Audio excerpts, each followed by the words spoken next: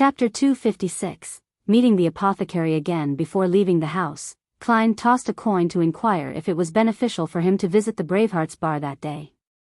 After receiving a negative result, he looked around before whispering into the air, "Is someone monitoring me today?" After a few seconds of silence, Miss Bodyguard's ethereal voice suddenly sounded from behind him. "No." Klein subconsciously looked back, but he failed to find Miss Bodyguard. His attention quickly returned to the answer he received as he couldn't help but let out a snicker in his heart. MI9 isn't even putting me on their suspect list at all. After confirming that Rosago hadn't sought me out, they completely put me aside. Should I feel honored or insulted? It's true that a detective that busies himself looking for cats has no way of being associated with the assassination of an ambassador or getting rid of a Sequence 5 expert. Furthermore, MI9 has been monitoring me for quite some time. My panic, my helplessness, and my struggle for self-preservation were laid out for them to see. It's obvious that I can't inflict any substantial harm to the ambassador. With that in mind, Klein put on his half-top hat, carried his black silver-inlaid cane, and walked out of 15 Minsk Street. He spent 2 solely for a rental carriage that brought him to Bravehearts Bar on Iron Gate Street in the Backlund Bridge area. He entered like a regular, walked past the cheering drunkards around the boxing ring, and rapped the countertop when he came to the bar counter. 1 glass of Southville beer. The bartender looked up at him and mumbled, "Casper's is in card room 3. Klein smiled and pushed 5 one-penny copper coins to the man. Then, carrying the wooden cup and sipping a white, smooth, frothy Southville beer, he walked around 2 of the rowdiest, liveliest stages that stank the most and knocked on the door of card room 3. Casper's was playing Texas poker with unlimited stakes. Stacks of cash were piled high in front of him, as well as yellow coins that piled up in a dazzling heap. Noticing Klein's gaze, the black market arms dealer with the huge scar on his face twitched his big red nose and casually said, "I don't like using chips as they don't feel real to me. It's still the texture of cash and the weight of the coins that leaves me intoxicated. It the same as fucking women." After finishing that sentence, Casper's frowned slightly. "What are you doing here again?" Klein didn't answer directly, but he gestured with his mouth to speak outside. "Damn it. I was going to clean them up with this hand." "Bullshit, I'm folding." Casper's tossed the 2 cards in front of him into the middle of the table. Then he limped to the door and said to Klein, "You'd better have a good reason." After leaving the card room and coming to the corner, Klein said in a suppressed voice, "I want to know when the most recent gathering will be, just like the last one." Casper's looked at him suspiciously. "Haven't you struck a deal with Merrick?" "It's not about hiring bodyguards. Regarding that, you know. I've become very interested in it." Klein was telling the truth. Casper's hesitated and then said, "There will be a gathering tonight. The organizer is the same person as last time, but you'll have to wait for more than half an hour. I'll inform them first. You showed your reputation last time, so I don't think there'll be too much of a problem." "No problem, I'll pay you." Klein touched the bills in his pocket. "You just need to pay £1 this time." Casper's acted like he was very generous. "It's worth it," Klein said as the corners of his lips curled up. After paying Casper's, he found a seat and sat down, drinking the rich malt-scented Southville beer and enjoying the competition on the ring. "I can beat and take them down at the same time," Klein quickly came to this conclusion. After about 10 minutes, Casper's returned to the bar, looked around, and said in a low voice, "They agreed. We'll head there after half an hour. Holy Lord of Storms, I hope you haven't forgotten that mask." Klein gave a positive answer. He slowed down his drinking as he began sipping, and he took half an hour to finish the 500 milliliters of Southville beer. It was the same path they took as the previous time, and it was the same house without any light. Klein put on the iron mask that only covered half of his face, and he watched as Casper's knocked on the door rhythmically. The rhythm is different from last time. The knocking changes all the time. Klein listened carefully for a moment, then saw the small plank of the door open and a pair of eyes peer out. After the indistinguishable process like before, he put on the hooded robe and hid his entire face in the shadows. It was still the same living room, with a candle flickering in the dim light. Klein randomly found a seat and quietly sat down. But unlike before, he no longer felt suppressed or tensed. Instead, he leisurely looked around. The cold wind that blew across the back of his neck made him certain that Miss Bodyguard had followed him in without anyone noticing. As expected, there are no Sequence 5 experts in this gathering. There might not even be a Sequence 6. Klein thought. After listening in on the conversation for a while, he saw the round-faced apothecary change his posture as if he wanted to speak. As expected, the apothecary, who had half his chubby face exposed, quickly raised his hand and said, "Black Snake has apparently died in the sewers. Those beasts are still rampant." Black Snake died? Klein was surprised to hear the news. Black Snake was the man who had sold him the remains of a listener, allowing him to successfully create the language of foulness. It was suspected that he was from the Aurora Order. His strength wasn't low at all, yet he actually died performing the simple mission of clearing the beasts in the sewers. Klein frowned suspiciously. He suddenly thought of something. When he discovered Zreel's corpse, he had heard thumping sounds deep in the sewers. By the time he led Ian there, parts of Zreel's body had been eaten by strange beasts. That was at the bottom of Iron Carbon Street in the East Borough, quite far from the Backlund Bridge area, and I wondered if there's a connection. Klein had no impulse to verify this. News of Black Snake's death quickly spread through the dark room, attracting the murmurs of many. A sense of fear spread through them, as though they had experienced it themselves. The apothecary clapped his hands and said, "So, what should I do?" The whispers suddenly disappeared, and a frozen silence filled the room. As the apothecary had advised him without being afraid of offending him, Klein thought for a moment and said, "If I were you, I would give up on the rest of the herbs and never go there again." "Why?" "They'll mature very soon, and those beasts that hide in the depths of the sewers usually won't come out," the apothecary asked hesitantly. Klein deliberately said in a hoarse voice, "Black Snake likely has an organization backing him. His death definitely would have caused an investigation. I believe you don't want to interact with them, right?" Having the remains of a listener didn't imply that Black Snake was an Aurora Order member. By referring to the true creator as a great being, this was confirmed. Moreover, he would rather believe that this was the case rather than hope for a fluke. "Yeah." The apothecary nodded slightly, seemingly having made up his mind. Klein added, "If I were you, I would even anonymously report this matter to the police." "What?" many gathering members exclaimed. Klein explained without a change in tone, "Since the beasts in the sewers can kill Black Snake, it means that they're very dangerous. And since everyone lives in Backlund, if it really causes a major catastrophe, it's hard to guarantee that we won't be implicated. That's why the best option is to attract the attention of the police and let the officials handle this matter. We can enjoy a good outcome without any risks. Isn't that nice?" Just as he finished his sentence, the old gentleman, Eye of Wisdom, applauded. "Such a great idea. We're afraid of the official Beyonders, but similarly, we can make use of them.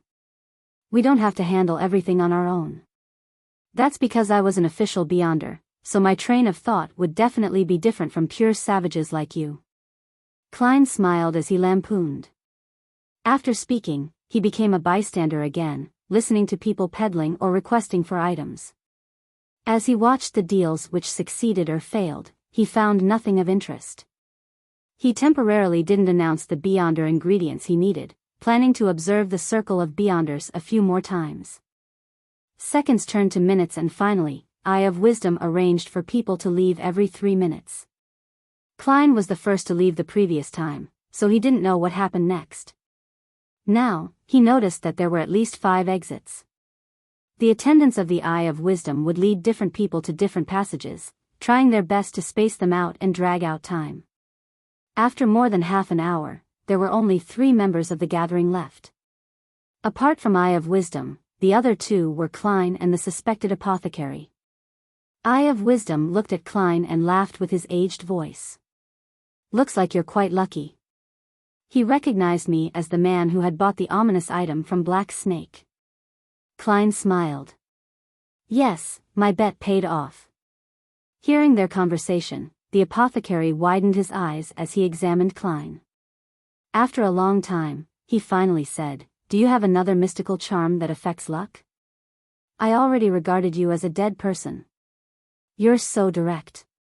Klein tactfully answered, "Maybe I'm lucky enough myself." Actually, he did want such an item. Eye of Wisdom sighed and said, "Young lad, don't always bet on your luck, especially on matters such as this. Even if you've won many times in the past, just one loss would doom you for eternity." "I know. That's why I've come to this gathering to see if I can buy any useful items." "Heh, I can be considered the same as all of you now," Klein said, seemingly casual. "Same?" The apothecary gave an exaggerated sigh. "I should have listened to my teacher." "Teacher?" "He seems to be a suspected apothecary. The apothecary pathway is controlled by the Church of Mother Earth and the Life School of Thought. The Life School of Thought passes down their teachings through mentoring." Klein's heart skipped a beat and asked curiously, "Why do you say that?" The apothecary sighed and said, "My teacher told me to choose a path that would make one sufficiently lucky, but in the end, I still became a medicine concoctor. As a result, I haven't been able to find the next batch of potion ingredients for this sequence for a whole 2 years. I'm envious of your luck. Make one sufficiently lucky. This is very similar to the sequence pathway for Monster.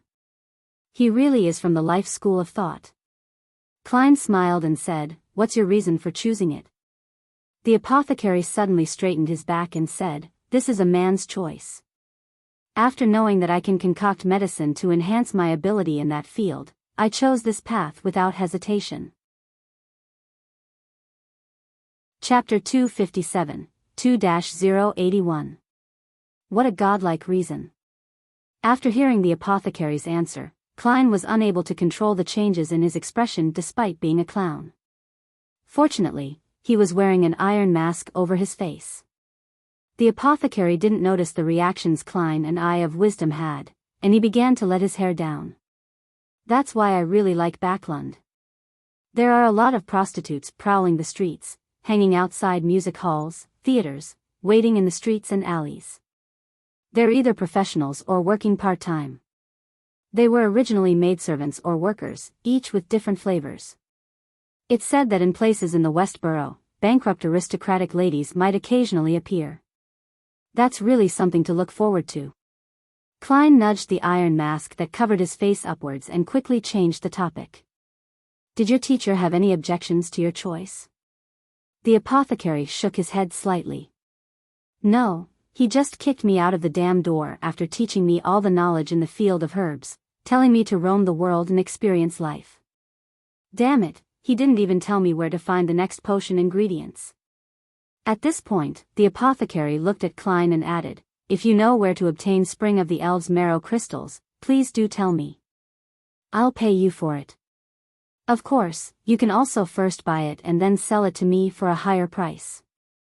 You're a lucky guy. Who knows, you might help fulfill my wish." "All right," Klein casually agreed. He then asked, thoughtfully, "When that happens, can I use it to exchange for the potion formula for Apothecary?" From his point of view, an apothecary was very useful as support. He could use it to groom helpers. The apothecary, who wasn't considered too fat, quickly shook his head and said, "No way. I can only teach my students." Is this a rule of the Life School of Thought? He might have made an oath with some secret existence as a witness. Klein wasn't surprised. At this moment, the apothecary let out a laugh. "But I can tell you where you can get the apothecary formula. It's right here in Backlund." "Brilliant." Klein was pleasantly surprised. Realizing that Eye of Wisdom was about to send him off, he hurriedly asked, "Mr. Apothecary, do you have any medication to treat mental disorders and other problems?" Klein was acting for Miss Bodyguard, to make her feel more assured, having been slightly influenced by the true creator and becoming a potential lunatic, that he was desperately trying to find a cure. "Yes, there's a sedative, 10 solely for one." I'll bring you 4 in the next gathering. Trust me, this is definitely much more useful than the ones in the hospitals. I've added some materials with spirituality, the apothecary replied without hesitation. How expensive? In the underground market at Tianjin, the number of sedatives that originated from the hospitals ranged from 1 to 2 solely, while the variety that leaked from the Nighthawks, mandated punishers, and machinery hive mind ranged from 4 to 5 solely. As this thought flashed through his mind, Klein put on a show, looked at Eye of Wisdom, and said, "Dear sir, may I attend the next gathering?" "Yes, your last 2 performances are proof of your goodwill.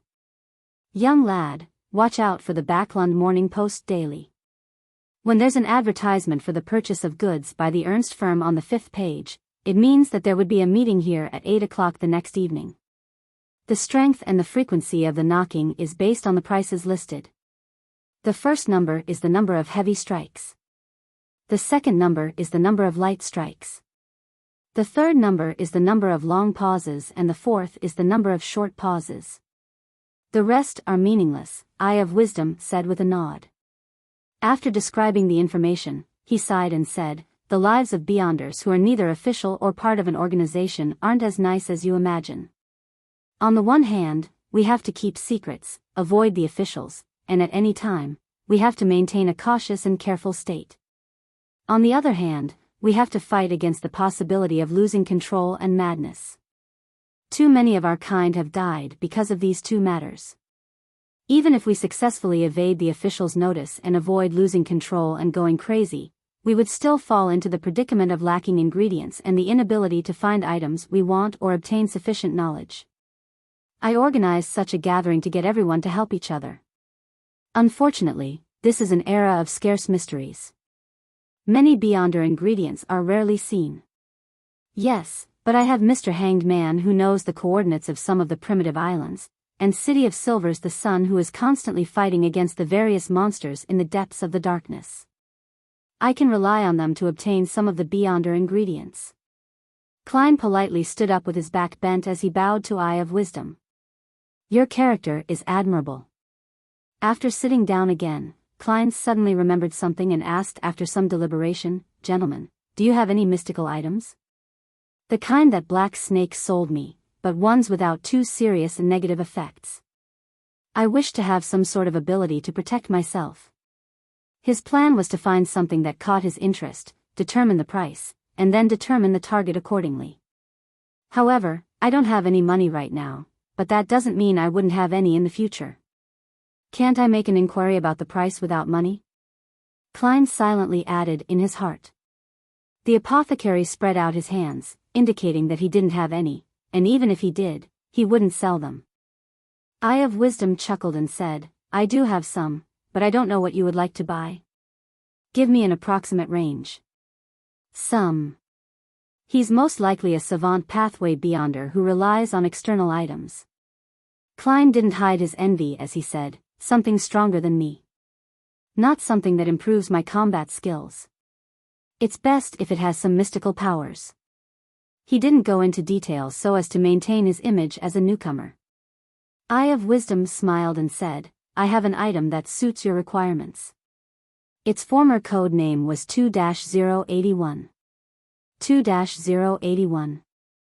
Klein asked, puzzled. His puzzlement was just a disguise on the surface, but on the inside, he was very shocked. "Is this a sealed artifact that leaked out from the Chinese gate of the Church of the Evernight Goddess?" Klein didn't expect to see a familiar code name here. Eye of Wisdom casually explained simply, "Many mystical items have rather obvious side effects that can cause certain harm. Therefore, the 7 Orthodox churches would seek them out and seal them. They're called sealed artifacts and are distinguished using numbers as code names." Over a long period of debate and exchanges, the 7 churches formed a uniform naming convention. It labels the different danger grades with 0, 1, 2, and 3. Among them, 0 is the most dangerous. Rumors say that some are terrifying items that can destroy countries or even the world. The 7 Orthodox churches will exchange information regarding grade 0 and grade 1, telling each other which ones they possess. Therefore, Grade 0 and Grade 1 code names won't be repeated.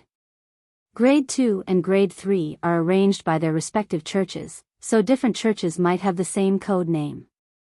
Klein had long known about the general situation within the Nighthawks, but he was puzzled by something. Information regarding Grade 0 and Grade 1 sealed artifacts is exchanged? Wouldn't that be disclosing major secrets? It will allow the other churches to know how many hidden cards they have. Of course, this could also be seen as a form of strategic deterrence, to avoid direct conflict between the 7 churches. Klein considered the possible reasons. Yes. Although I'm unable to explain the reason for doing that, it has indeed happened. Legend has it that during the end of the 4th epoch or the beginning of the 5th epoch, the 7 churches came to an agreement, Eye of Wisdom said at an unhurried pace. My 2-081 was obtained from the Church of the God of Knowledge and Wisdom. It allows you to understand and comprehend many things. Even an enemy's beyonder powers can be rapidly identified, allowing me to know of their strengths and weaknesses. I'll also have a chance at being able to mimic them. The stronger the opponent, the higher the chance of failure. Of course, even success would definitely result in a huge difference from the original. That sounds very strong. Proof that knowledge is power? In the end, will there be a situation where omniscience is equal to omnipotence? I retract my previous judgment. Old Mr. Eye of Wisdom might not be an appraiser. His identification of items might have relied on sealed artifact 2-081. Klein clicked his tongue silently as he asked with interest, so, how much would I need to buy it? What flaws does it have? It will keep you in a state where your mind is churning at high speeds. Once it exceeds the time limit, you'll become a retard, Eye of Wisdom replied simply without providing enough details. At this moment, the apothecary beside him muttered, perhaps your brain has already been damaged. You keep talking about your collection. Sooner or later, someone will rob you and kill you. Sir, your persuasions are always so repugnant. Klein couldn't help but lampoon. Eye of Wisdom laughed and said, how do you know that I'm not saying it on purpose to make greedy people attack me? Yes, it's like the entrapment law once described by Emperor Roselle. After the laughter stopped, he patted the armrest of his sofa and sighed. As a person who loves collecting things, it's excruciating not being able to flaunt my collection to others. He then looked at Klein. I'm sorry. 2-081 isn't for sale. It's my best collection, and back then, I spent £6,800 to buy it. A sealed artifact at this level can cost from £400 to £20,000 and is determined by its effects and negative side effects. However, most of time, they can't be bought with money. Then why did you say so much? Klein controlled the twitching of his mouth. Seemingly sensing his reaction, Eye of Wisdom chuckled and said, what I really wish to recommend are 2 items. The first is a brooch. It can allow you to ward off spirits and purify them, as well as use a portion of the spells in the Sun domain. The flaw is that as long as you wear it, you will never feel coolness. You will forever be stuck in the warm summer of the South. The other is a hat that can change shapes. Wearing it allows you to move freely underwater for at least half an hour and allows you to use some water or wind domain spells. The flaw is that you will desire water. Once you walk on land, you will gradually weaken. The prices of similar items range from £1,500 to £3,500, and sometimes, even if you raise the price several-fold, they aren't necessarily for sale because they rarely appear. It took me more than 3 decades to collect a few. Klein nodded slightly and said, I'll think about it, and I'll make the decision during the next gathering. At this point, he deliberately smiled and said, besides, I don't have that much money right now. Chapter 258, Murder Case. The concrete road had turned dirty from prolonged rain. 2 gas lamps, the height of an adult male, along the 2 sides of the road emitted a bright but misty light due to the moisture on the glass. A rental carriage drove through the night as the surrounding pedestrians either wore hats or carried umbrellas. Klein leaned against the wall, idly admiring the evening streets of Backlund.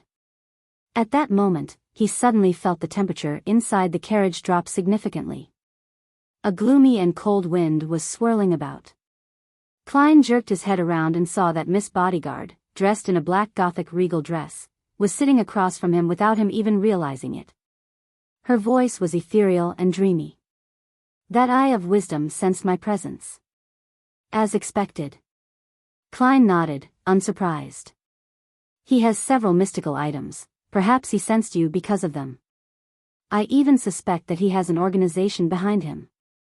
Otherwise, it's quite impossible for Eye of Wisdom to collect several relatively powerful mystical items in 30 years with his power alone."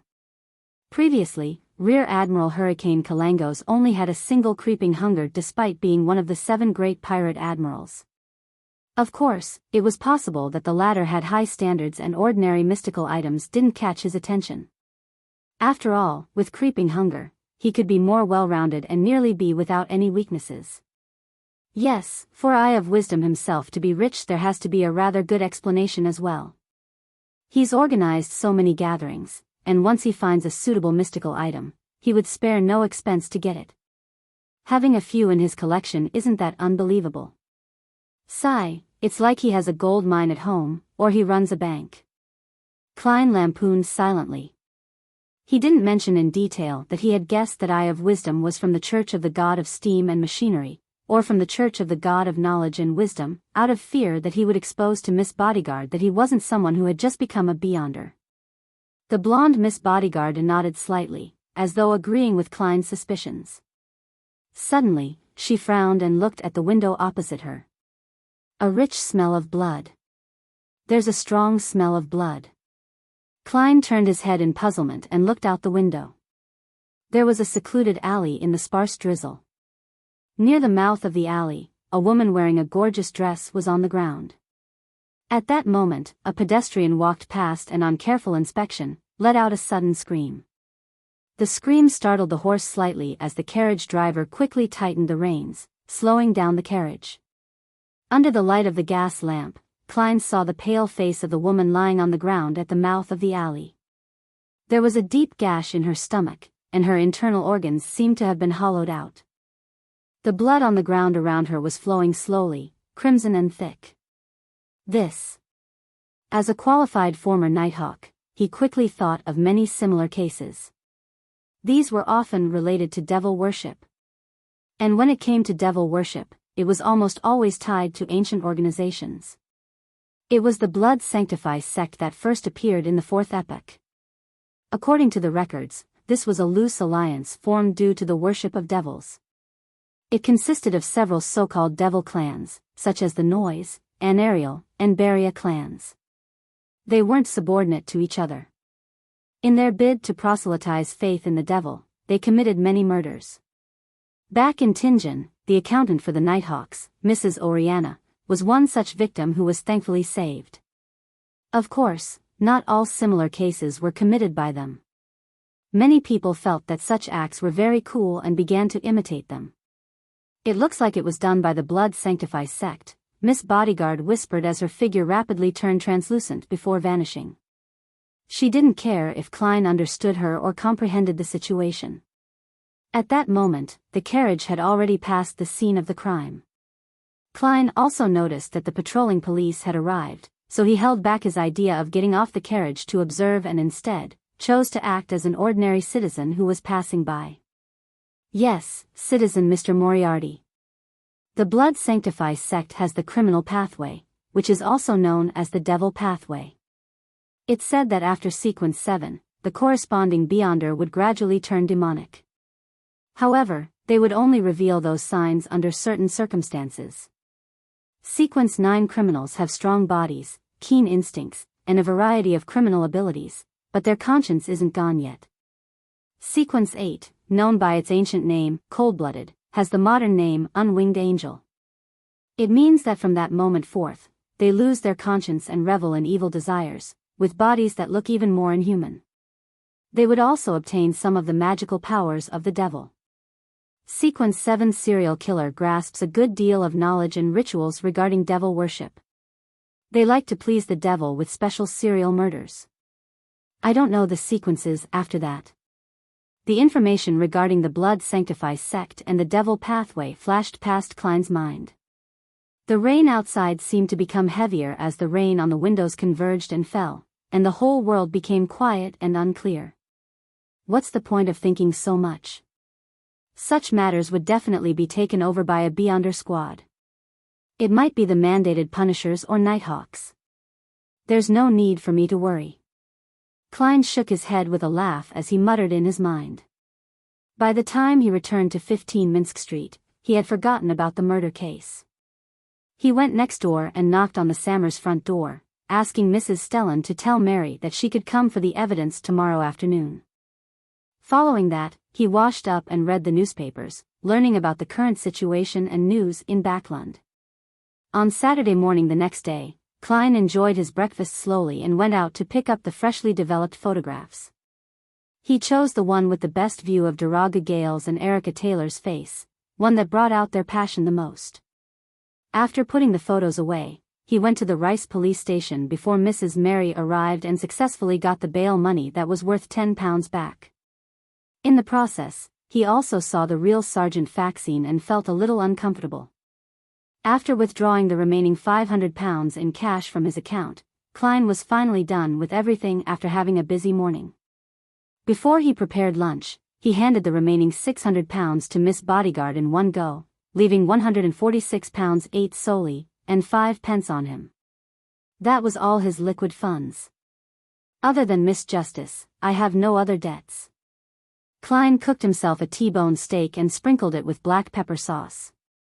Just as he was enjoying the taste of the medium-well steak whilst in a good mood, the doorbell suddenly rang and resounded through his house. Mrs. Mary?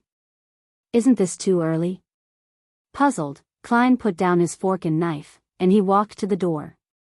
He paused for 2 seconds as the image of the visitor outside the door appeared in his mind. It was an old-fashioned gentleman in a light gray overcoat, a silk top hat, and he held a black and gold cane. He had sharp blue eyes, and his temples were streaked with white. His wrinkles were deeply engraved in his face, causing his facial muscles to seemingly sag. May I know who you're looking for? Klein asked after opening the door. The old gentleman said in a thick mid-seashore accent, Are you Sherlock, Detective Moriarty? Do you have something you wish to entrust to me? Klein nodded and made way, leading the old gentleman into the living room. He hesitated for 2 seconds, then asked, Would you like coffee or tea? A cup of hot water, please. The old gentleman had taken off his hat and sat down. Very well, it's very simple. Maybe I should consider getting an assistant to serve tea and clean the place. As Klein's mind wandered, he turned to the kitchen and rinsed a glass. After placing the hot water in front of the old gentleman, he walked to the sofa and sat down with his hands folded. How may I address you? Millet Carter, the old gentleman answered simply. Mr. Carter, what would you like to entrust me with? Klein asked directly without bothering to exchange pleasantries. As he spoke, he quietly activated his spirit vision to observe Carter. This old gentleman is in quite good health. There are some problems with the color of the joints of his left leg, probably arthritis. His emotions are mostly blue from calm thinking, with a hint of anxiety. With just a glance, Klein had come to a general conclusion. Millet Carter lifted the white porcelain cup and, while rubbing its surface, said, The thing is, I've bought a house on William Street. I come from mid-seashore and because of my business, I'll be living in Backlund permanently. William Street. Where's that? Having been in Backlund for less than a month, Klein, who had to consult the map or rely on his intuition, tried his best to appear staid and reliable.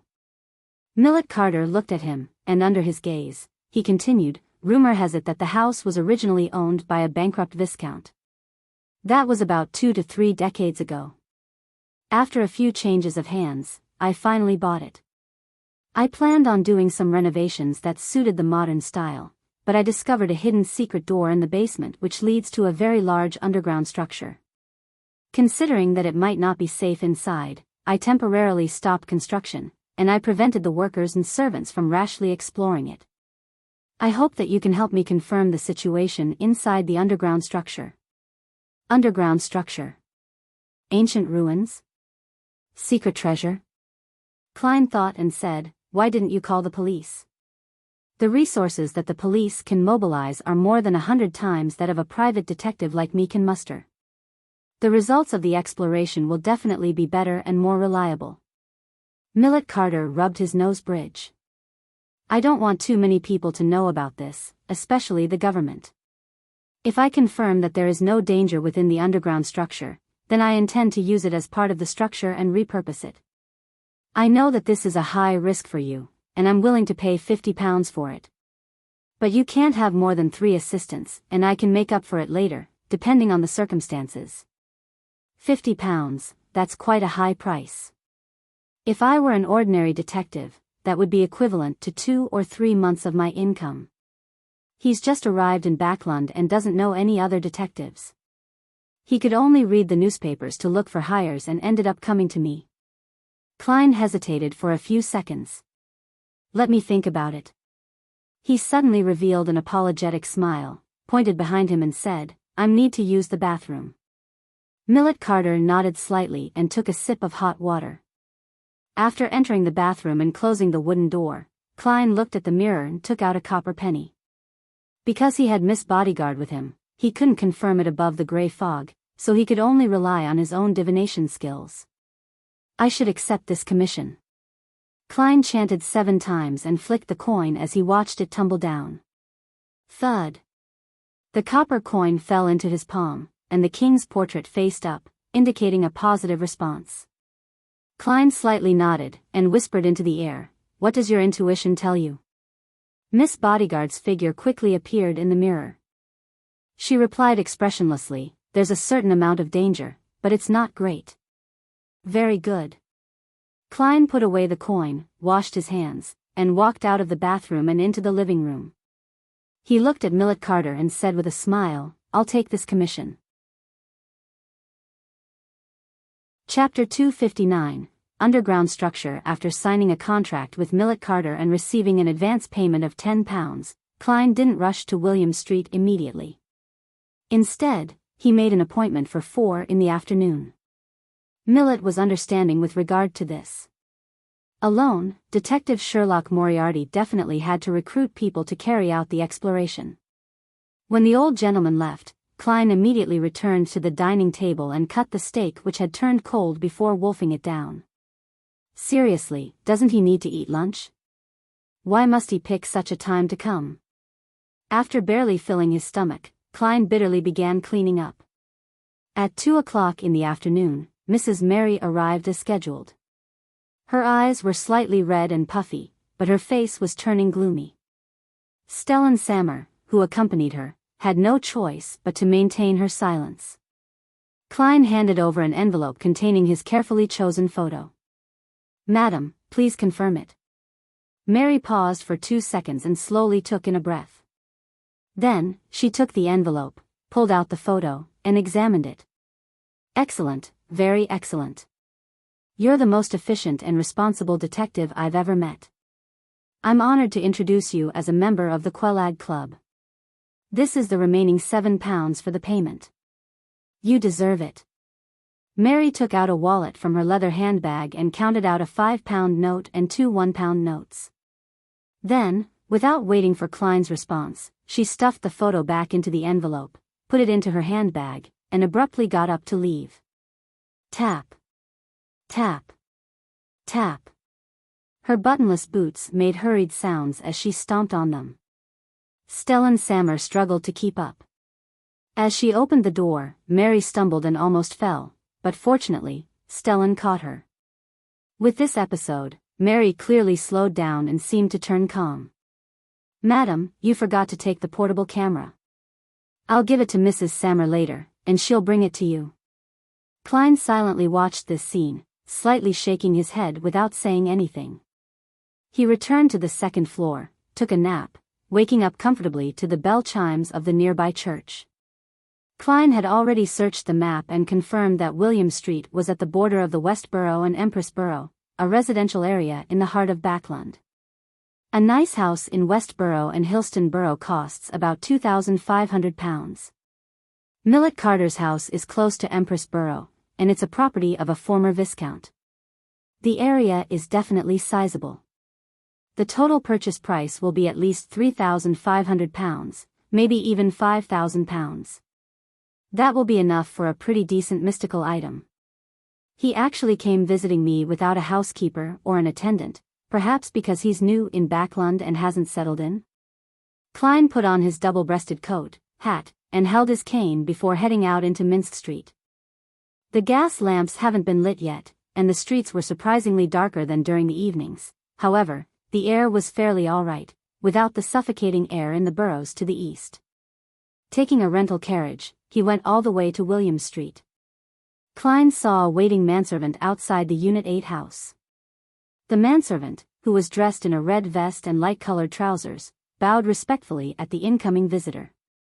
"Good afternoon, might I inquire if you are Detective Moriarty?"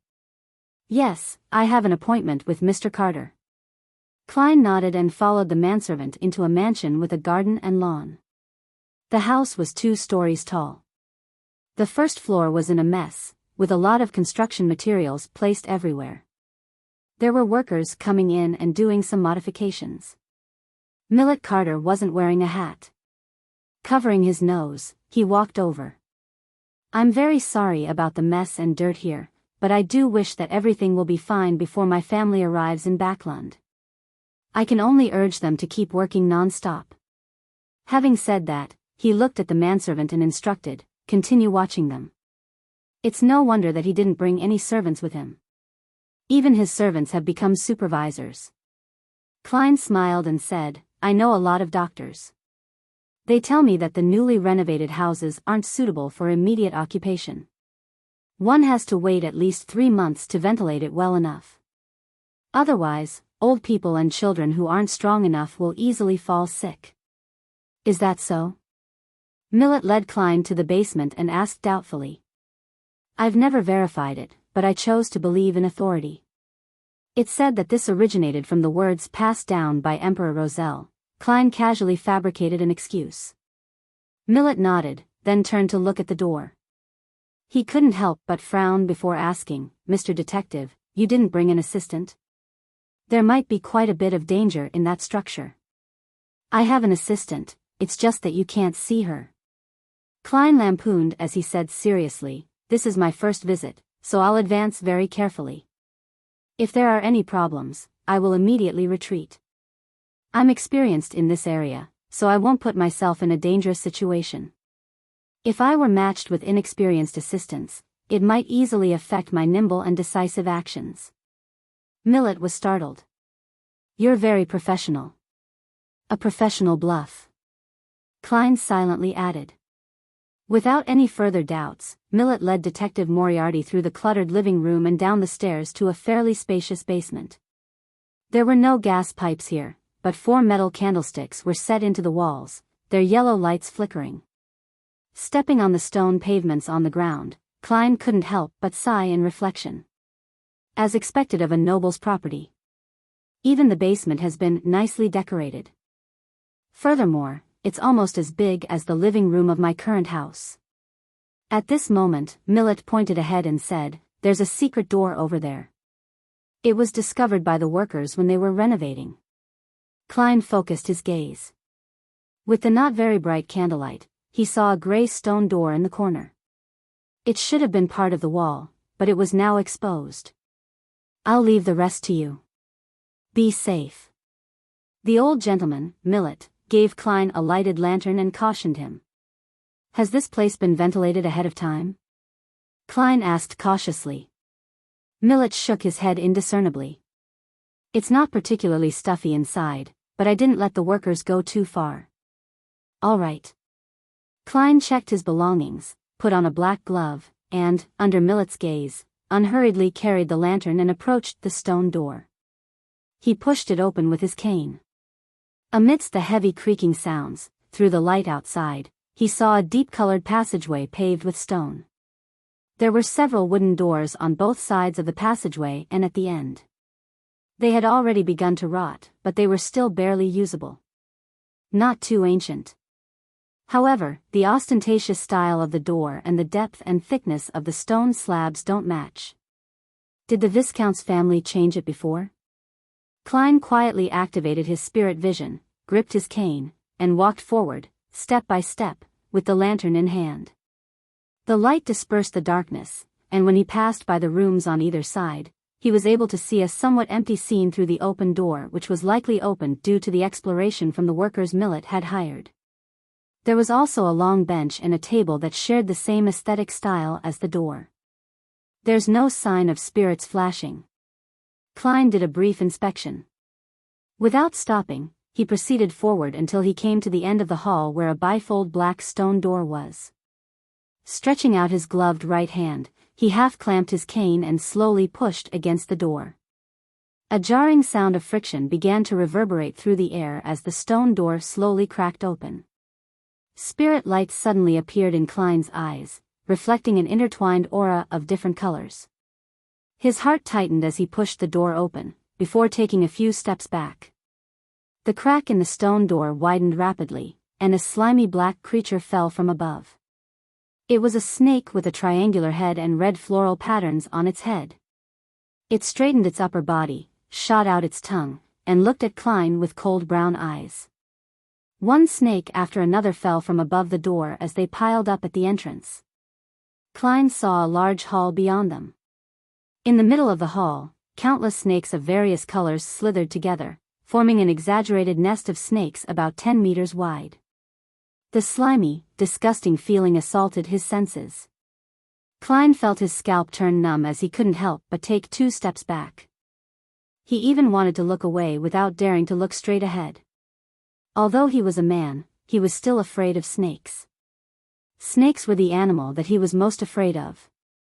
This stemmed from a psychological trauma in the past. When he was a child, despite being way past his bedtime, he liked to secretly open the door to his room and watch movies with his parents through a crack. Unfortunately, his parents once watched a snake disaster movie.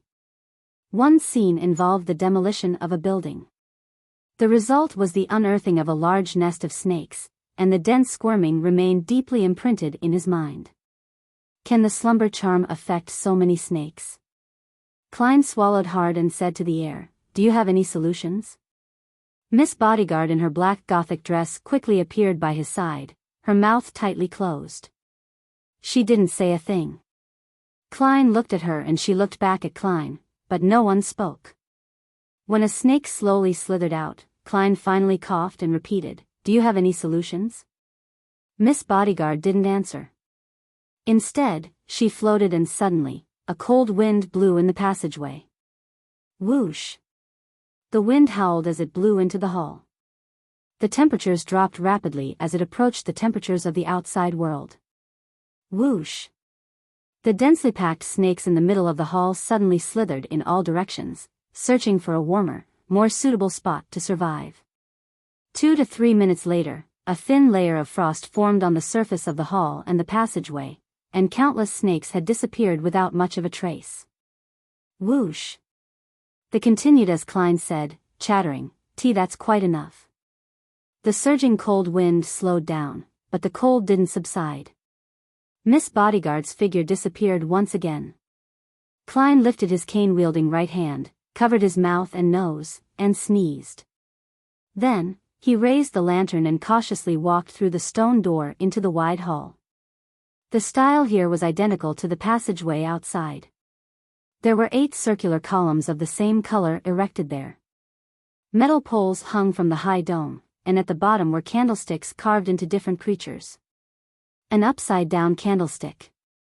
As a university student of the history department, a person who could barely be called an elite in this field, Klein made a preliminary judgment based on this unique arrangement. A structure of the 4th epoch?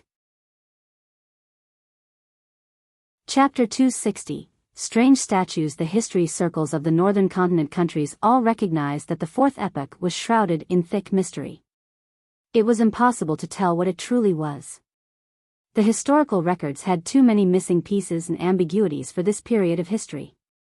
There were too few tombs, ancient cities, and literature that had been unearthed to create an effective confirmation. However, this didn't mean that no one had done the relevant research. Its rarity implied that there were still some relics and information left behind. The original Klein was a fanatic towards the history of the Fourth Epoch. He often read journal articles and books, so even now, Klein still remembered a lot of content. Whether it was the Solomon Empire, Tudor Empire, or Trunsoist Empire, they all had similar architectural styles that went against common sense. They were disorderly, asymmetrical, and they stood out for their frequent use of black. The most typical characteristic were the candlesticks hanging from the ceiling and the chopped floral pattern marks on black walls. This was precisely why Klein's first reaction was that the underground structure belonged to the Fourth Epoch when he raised his lantern. He had seen circular metal poles with candlesticks embedded at the bottom, that ran down from the dome, reminding him of the Fourth Epoch, which was shrouded in mystery, leaving many historians and archaeologists regretful of the lack of knowledge in that ancient period. Several journal articles have mentioned that the number of candlesticks within different buildings are different. Although the three empires find asymmetry beautiful, they seem to have strict and meticulous rules in every aspect. 3 on the left, and 2 on the right is the highest standards that ordinary citizens can enjoy. This is based on the structure of the buildings and the houses that remain. Klein raised his arm and held the lantern high. He walked slowly, counting the candlesticks on both sides. The hall was even wider than he had expected. He had walked for at least 100 meters before he saw a platform half a meter above the ground. Only then did he see the thick wall that marked the end of the hall. 41 inverted candlesticks on the left, and 40 on the right. This is a bit of an exaggeration. What level of aristocracy is this? Powerful nobility? The Antigonus and the Zeradal families are all aristocrats of the Fourth Epoch. They were also powerful and terrifying beyond their family clans. The other noble families should be about the same. Holding the lantern in hand, Klein continued onward. He saw the stairs at the side of the half-height platform and saw the scuffing on the black stone tiles.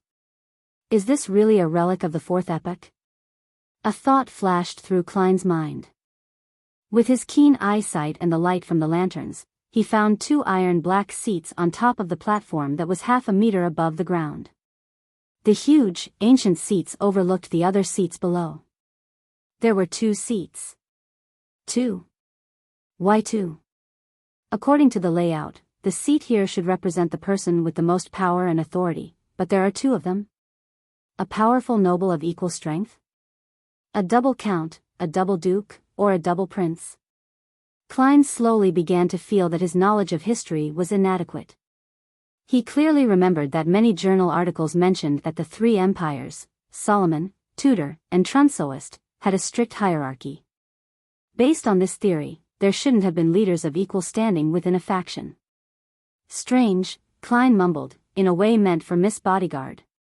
What's so strange about that? An ethereal voice suddenly sounded from behind him.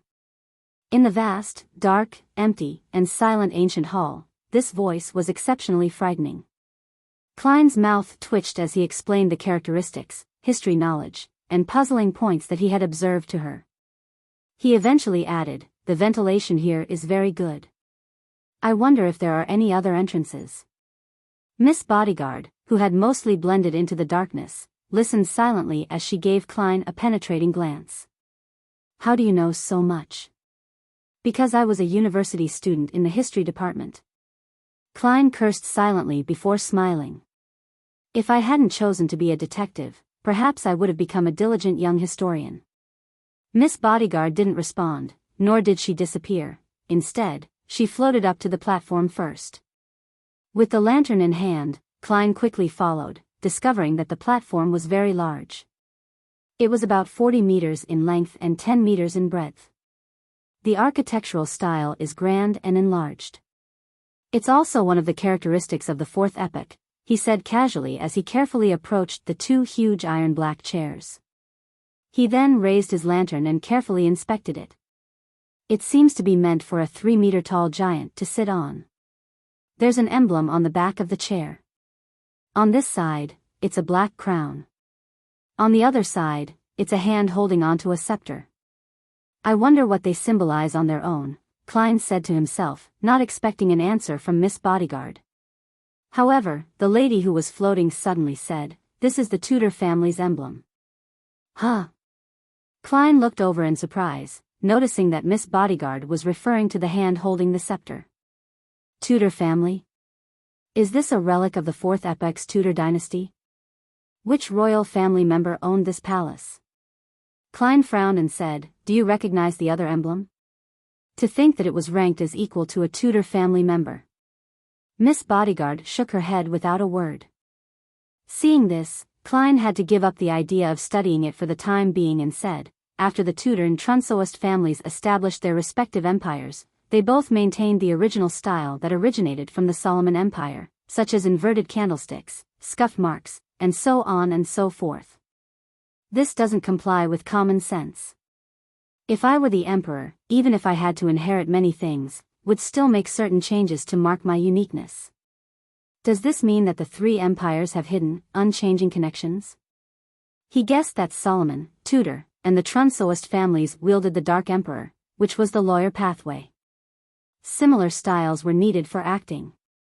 Miss Bodyguard remained silent for a few seconds before saying a few words. Only an emperor can be called an emperor. Is this a confirmation of my idea? Klein didn't ask any more questions.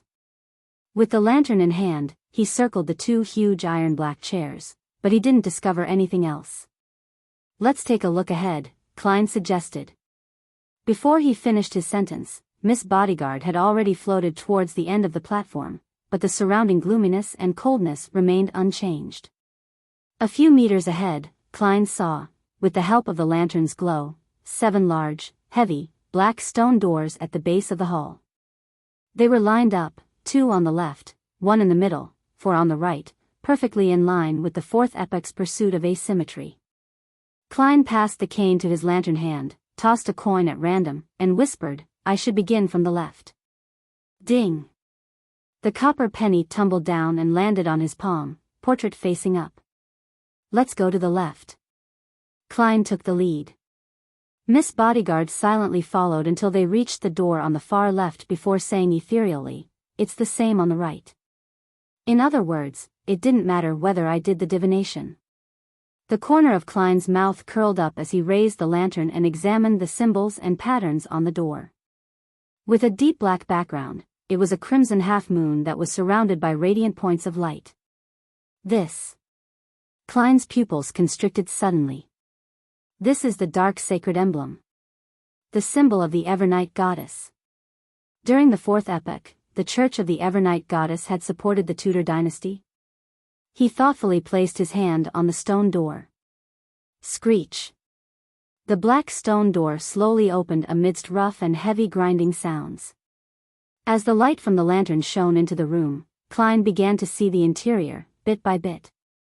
There was a few meters of open space at the entrance, also paved with dark stone tiles, and a platform nearly a meter high. Klein cautiously moved forward, holding up the lantern to illuminate the item on the platform.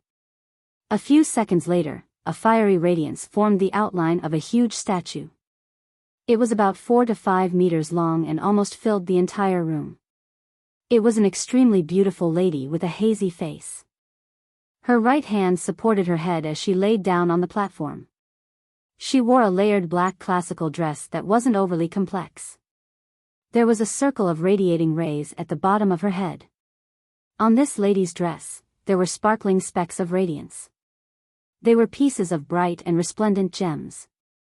At first glance, Klein felt as though he was seeing the night and the stars. This was outlined against a circular shape under the lady's head that resembled a full moon. This. Klein's thoughts seemed to freeze, but a guess immediately plowed its way from within. Evernight goddess? Miss Bodyguard's voice carried a rare hint of puzzlement. Be it the symbolism or the actual form, it seemed to be a sculpture of the goddess. Klein's guess finally took shape, echoing loudly in his mind. He remembered asking Captain Dunn Smith about one of the differences between an evil god and a true god. The former was said to have an image that resembled that of an intelligent life form, but the latter only had sacred emblems formed by symbols. But today, at this very moment, in this ancient and bizarre underground structure, He saw a statue that looked like the Evernight goddess. What did this mean? Just thinking about it made Klein shudder. Could it be that the goddess was once an evil god? No. Maybe it's some other evil god that falls into the night domain. However, the dark sacred emblem by the door is no different from the one that is being used presently. Or perhaps, having the image of an intelligent being isn't a standard method to distinguish between true gods and evil gods? After all, the captain's level wasn't high enough, and his understanding of the situation wasn't necessarily accurate enough. It was also possible that the tutors were deliberately blaspheming the goddess. Yes, it could also be a way of setting up some strange ritual. Many thoughts flashed through Klein's mind. It left him feeling puzzled, nervous, and tense. However, he also felt a strange feeling which couldn't be described. After looking around, Klein, who didn't see anything else, took a deep breath and said, "Let's go to the other doors and take a look. I wonder what the other 6 doors correspond to. Would it be equally strange and evil?" He thought gravely. Miss Bodyguard nodded slowly. Chapter 261, The Innermost Room. When he was out of the room, Klein carefully held his cane and lantern in the same hand, leaving his left hand free so that he could retrieve the contents of his pocket as quickly as possible in the event there was a sudden turn of events. Inside, there were charms, Azek's characteristic, some tarot cards, and apart from the remaining Rosego's characteristic, the all-black eye, his pocket contained all the means available to him. Klein and Miss Bodyguard had barely taken a step to the side when the light of the lantern illuminated the emblem on the door next to them. It was a simple drawing of a baby surrounded by the symbols of wheat, flowers, and spring water. "The sacred emblem of Mother Earth," Klein said in a solemn voice. As a former Nighthawk, one of his basic skills was being able to distinguish the symbols of other churches. Miss Bodyguard nodded slightly, as though to confirm this. Her black Gothic regal dress looked even eerier and terrifying in such an environment and atmosphere. Her pale face looked like a grieving wraith under the illumination of the lantern. If any other adventurer were to come here and see this scene, they would definitely flee while stumbling out of fear. Holding his breath, Klein reached out with his left hand, pushed open the stone door, and raised the lantern high. He found that the layout here was very similar to the one before, like a perfect fusion between a small prayer room and a giant statue. Across the empty wheat-colored stone tiles, Klein illuminated the 3 steps ahead of him with a lantern. On the platform was a white stone sculpture about 4 or 5 meters tall. It was a plump and beautiful lady, with ears of wheat growing from her feet, and she was surrounded by spring water. Her dress seemed to flutter, and embedded in it, there were different herbs and flowers, as well as the depiction of different animals. The lady's chest was raised high, and in her arms was an adorable infant in swaddling clothes. She stood there, tall and sacred. "Don't tell me that this is the statue of Mother Earth?" Klein said softly with his lips curled. Miss Bodyguard didn't answer or deny it. After checking their surroundings, the duo left the room and opened the 3rd door nearby. Behind this door was a corridor that allowed 4 people to walk alongside each other. Ahead of them, it was dark and deep, filled with mystery and oddities. It was unknown where it led to. "Let's first confirm the situation behind the 4 doors on the right," Klein suggested. He didn't dare to rashly enter. Using her actions as an answer, Miss Bodyguard floated backward. The duo opened the 4 stone doors on the right, in succession. They separately saw the storm's sacred emblem, which was made up of the symbol of gales and stormy waves, the sacred emblem of the sun, which was surrounded by lines, the sacred emblems of the god of combat, which was made from the combination of the symbol for dusk and a sword-shaped symbol, as well as the sacred emblem of knowledge and wisdom, which was represented by an open book and an omniscient eye. In contrast, there were 4 suspected statues of deities in the room. A dignified middle-aged man in black armor, standing over churning waves, surrounded by stormy winds, with lightning flashing behind him and a trident in his hand. There was a young man in a pure white robe, holding a book of deeds in one hand and a golden sphere which resembled the sun in the other. He was handsome and spirited. There was a warrior sitting on a throne high above, holding a sword in front of him. His face was hidden behind his helmet's visor, his entire body covered with an indescribable sense of decay. There was a hooded elder holding a book and the omniscient eye, with only his mouth, wrinkles, and long white beard exposed. Apart from the god of steam and machinery, there were 6 humanoid statues of the orthodox gods in this strange hall. Considering the weak position of the Church of the God of Steam and Machinery before the appearance of Roselle, there seemed to be some sort of explanation regarding this problem. "This is really strange," Klein exclaimed with a sigh, partially because he couldn't stop it, and partially because he was testing Miss Bodyguard's reaction.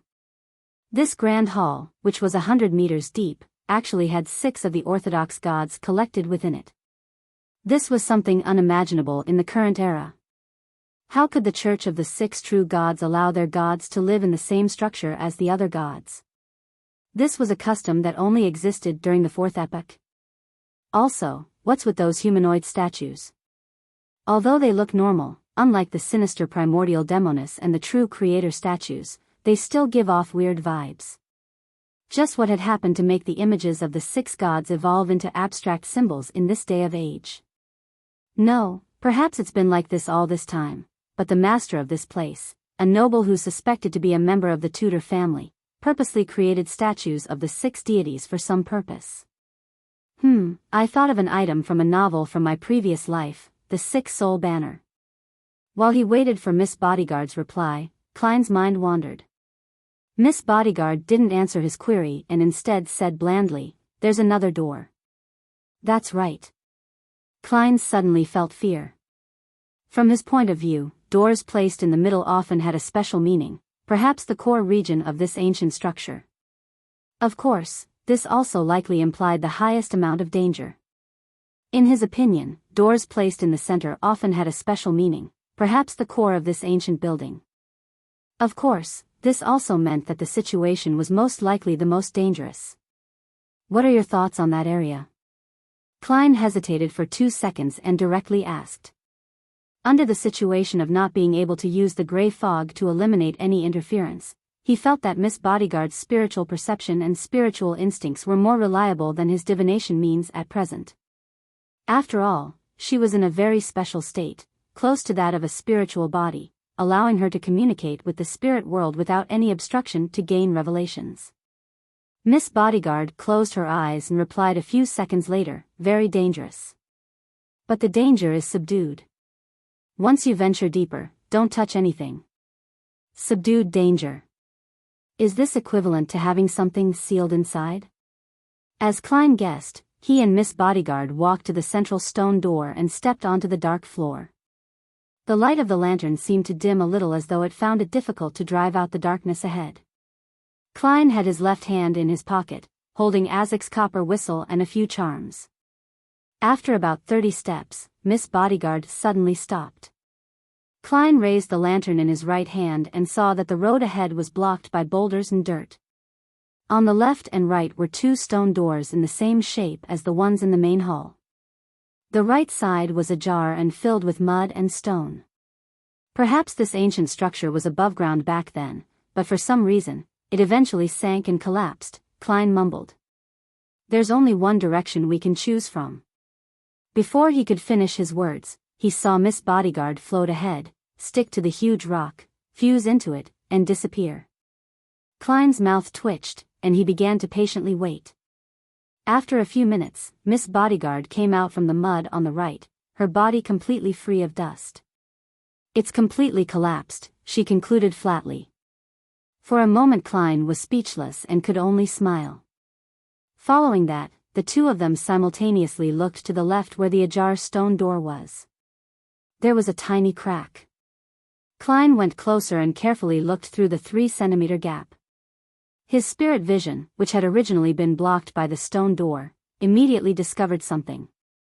There were at least 4 bright and powerful spiritual lights inside, 2 that were close to dark gold in color, and 2 that were dark blue like the sea. After using his spirit vision, a narrow scene appeared in Klein's normal vision. The firelight that entered the room illuminated the black stone tiles. On top of the tiles were piles of bones covered with rotten clothing, and a few of them emitted dark gold and dark blue light. Condensed beyond their characteristics. Mystical items? As these thoughts flashed through his mind, Klein swept his gaze to the ends of the room. Along the dark wall stood a bifold door. A bloody pair of bifold doors. There seemed to remnants of fresh blood on the door. They continued sliding down as they reflected the light. Klein had wanted to let Miss Bodyguard scout the way ahead when he suddenly felt a change in Azek's copper whistle that he was holding in his hand. The originally cold and mild whistle suddenly became bone-piercing. It was a profound feeling of death. This. Klein narrowed his eyes and instinctively took a step back. Then, he noticed that his right forearm was numb and itchy and that it was beginning to swell. A scene flashed through his mind as he immediately took out a tarot card with his left hand and slashed across his arm. What surged out from his wound wasn't blood, but tiny black squirming worms. Sizzle. When these worms fell to the ground, they eroded into smoke. They struggled and huddled, but in the end, they melted under the glow of the lanterns. After a few seconds, all the black worms in Klein's wound finally flowed out, leaving only crimson liquid. He wriggled his muscles to control the small wound and prevented the blood from flowing further. Miss Bodyguard watched this scene quietly, her pretty eyebrows creasing into a rarely seen frown. Klein was just about to speak when he discovered the coldness and deadliness of Azek's copper whistle hadn't abated. At the same time, his gaze landed on Miss Bodyguard's shadow. She never had a shadow to begin with. Run! Klein shouted and immediately ran towards the hall. Miss Bodyguard quickly floated up, and the two of them saw the lantern light in front of them gradually being swallowed up by a black shadow. Tap! Tap! Tap! Klein ran like a hurricane as fast as he could while the light around him faded away. Tap! Tap! Tap! The shadow grew bigger and bigger, closer and closer, thicker and thicker. The light from the flame was about to be completely engulfed, and at that moment, the door was still a few meters away.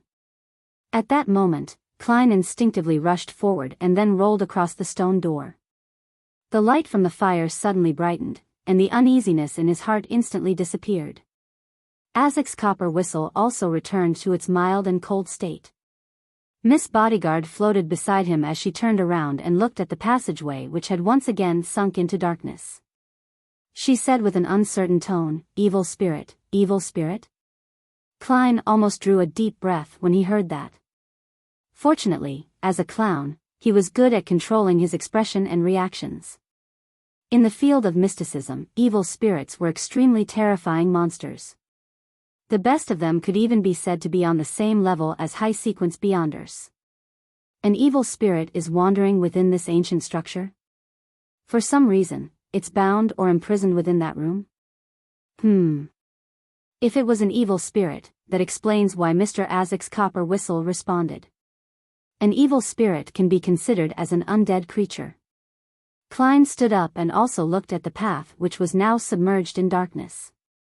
He felt as if there was a pair of cold eyes staring at him. Chapter 262, Dream in the Cold and Gloomy Hall. Klein suddenly shivered. He retracted his gaze and said to Miss Bodyguard, "Let's return." From the way Azek's copper whistle reacted, it's likely that the room contains a terrifying evil spirit. Its danger level is highly likely to be above that of Nimblewright Master Rosago and Rear Admiral Hurricane Kalangos. It's been roaming these confines for centuries to thousands of years. Perhaps it's already equivalent to a high-sequence beyonder. If it wasn't for its experiencing difficulties in letting its powers escape the room, I would already be dead. Even if Miss Bodyguard is a powerful sequence 5, there's no hope of us turning the tides of battle with our powers combined. One needs to be aware of one's strength. I cannot be enticed by the suspected beyonder characteristics and mystical items left in there. Greed often leads to death. Klein silently came up with a reason to convince himself. Miss Bodyguard turned her head to look at him. Without much emotion in her eyes, she asked, "What happens next?" Next. Klein silently gritted his teeth and said with deliberation, "Let Millet Carter get the police. Who knows when this evil spirit will escape? It's best to finish it as soon as possible." No, that won't work. Mr. Carter doesn't know enough. By informing the police this way, the police department won't pay enough attention to it. The first batch of people who come to explore this place will suffer heavy casualties, and they might even indirectly help the evil spirit escape from its restraints. Also, for me to see these statues, a detective like me might be silenced. Did you see the bones and spiritual light in the room? Miss Bodyguard once again cast her gaze towards the dark path behind the ajar stone door, and very slightly nodded her head. Klein thought quickly and said, "My guess is that these are the corpses of the explorers from before. They were killed by the evil spirit in that room, and one of the Beyonders left behind some mystical items. This might have had something to do with the Viscount family that lived beyond this premises. I plan to inquire about their last names, go to the library, and look for information about their descendants. Perhaps, I might gain some valuable clues. After coming to a preliminary confirmation of the situation, I'll make a choice based on the severity of the situation. I might get some explosives, destroy the door, or send an anonymous letter to the police, detailing the existence of the evil spirit. However, I'll have to think of a way to avoid the risk ahead of time. This isn't too urgent. I can take my time." Miss Bodyguard quietly listened to what Klein had to say. Looking ahead, she said in an ethereal voice, "Are you not considering to get people to exorcise this evil spirit? Even if there were no mystical items left behind, the remains after the evil spirit dissipates are still precious enough." "It's the first time I've seen you talk so much." "Probably." Klein replied without hesitation, "The risk is too high. I think my life and health are more important." He organized his words and added, "The most powerful person I know is you. And from your performance just now, you don't seem to be a match for that evil spirit. I can't imagine any other way of finishing it, other than calling the police." Miss Bodyguard turned around, her pale face somewhat translucent. "You still have some sense," she commented calmly, then drifted toward the exit of the ancient hall. "Other than being suspected to be under the true creator's influence, in what way do I look like a madman?" Klein silently lampooned. He held the lantern and cane and followed behind Miss Bodyguard. Throughout the entire process, he felt as if he was being watched by the cold eyes of the dark corridor. It was only when they walked out of the stone door that suffused an ancient aura did the feeling suddenly disappear. Klein turned around and closed the door, sealing the inverted candlesticks, scuff marks, and the creepy statues of the 6 deities, allowing them to continue their 1,000-year-long slumber in that unchanging darkness and silence. Patting the dust off his clothes, he switched the lantern in his other hand and hurried back to Millet Carter's basement. As for Miss Bodyguard, she had disappeared into thin air as usual. Millet Carter was pacing about in the basement. When he saw Klein exit, he hurriedly asked, "How is it? What's the situation inside?" Klein had long thought of an excuse as he said with an expression of fear, "Terrible, there are a lot of snakes in there, and many spots have collapsed. I plan to gather some information, gather some manpower, and once preparations are done, do another round of exploration. During this period of time, it's best that you don't send anyone in. Believe me, there are more venomous snakes in there than you can imagine." Millet drew a gasp and asked in fear, "Will they slither out? Do you know any experts that can deal with the snakes?" Klein immediately nodded. "I'll get people to help and try my best to deal with this matter. It's the cold autumn now, and the snakes aren't willing to move. As long as you don't send anyone to disturb them, nothing will happen. Okay, please hurry. I'll close this door and prevent anyone from entering." Hearing that, Millet relaxed a little. When Klein saw that his employer was truly intimidated by what he said, he quickly put down the lantern, nudged his gold-rimmed spectacles and said, "Next up, I'll gather some information. I'll first gain a preliminary understanding of the layout of the underground structure before I explore it again. That requires you to tell me which Viscount was the original owner of this house." Millet had bought this building precisely because it was an estate of a former noble, so he answered immediately, "Viscount Pound." "What do you know about him and his family?" Klein asked in a professional manner. Millet pondered and said, "Not much. I only know that he won his aristocratic title in the Battle of the Violated Oath. It once enjoyed an illustrious period, but decades later, suddenly declined due to unknown reasons. The family kept losing its heirs, causing it to eventually have to seek out distant relatives to keep the aristocratic title. And the new Viscount Pound is, heh. He squandered most of the family's fortune, and he was demoted to baronet by the king. He's probably still in Backlund and can go bankrupt at any moment. Battle of the Violated Oath? The Battle of the Violated Oath that began in 738 during the Fifth Epoch? Having successfully graduated as a history student, Klein instinctively recalled the corresponding knowledge. The war that happened about 6 centuries ago was a war involving religion. The southern Fanapotter kingdom originally believed in both Mother Earth and the god of knowledge and wisdom, but due to some influencing factors, the two churches began to be at odds with each other, and their believers often clashed.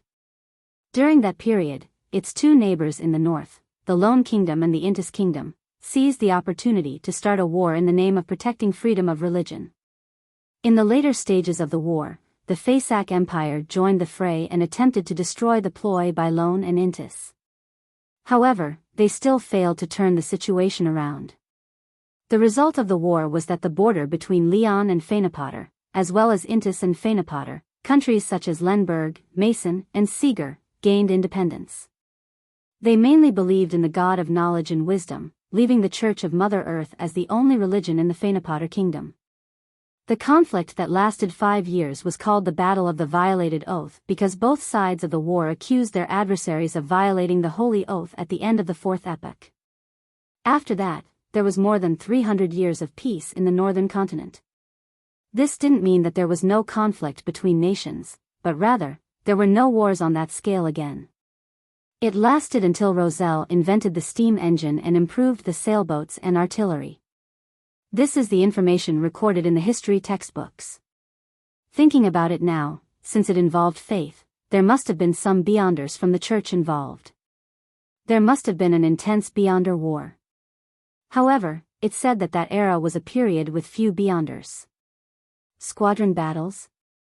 Could the Pound family's sudden waning and continuous loss of heirs, which happened decades ago, have something to do with the discovery of the ancient structure underground?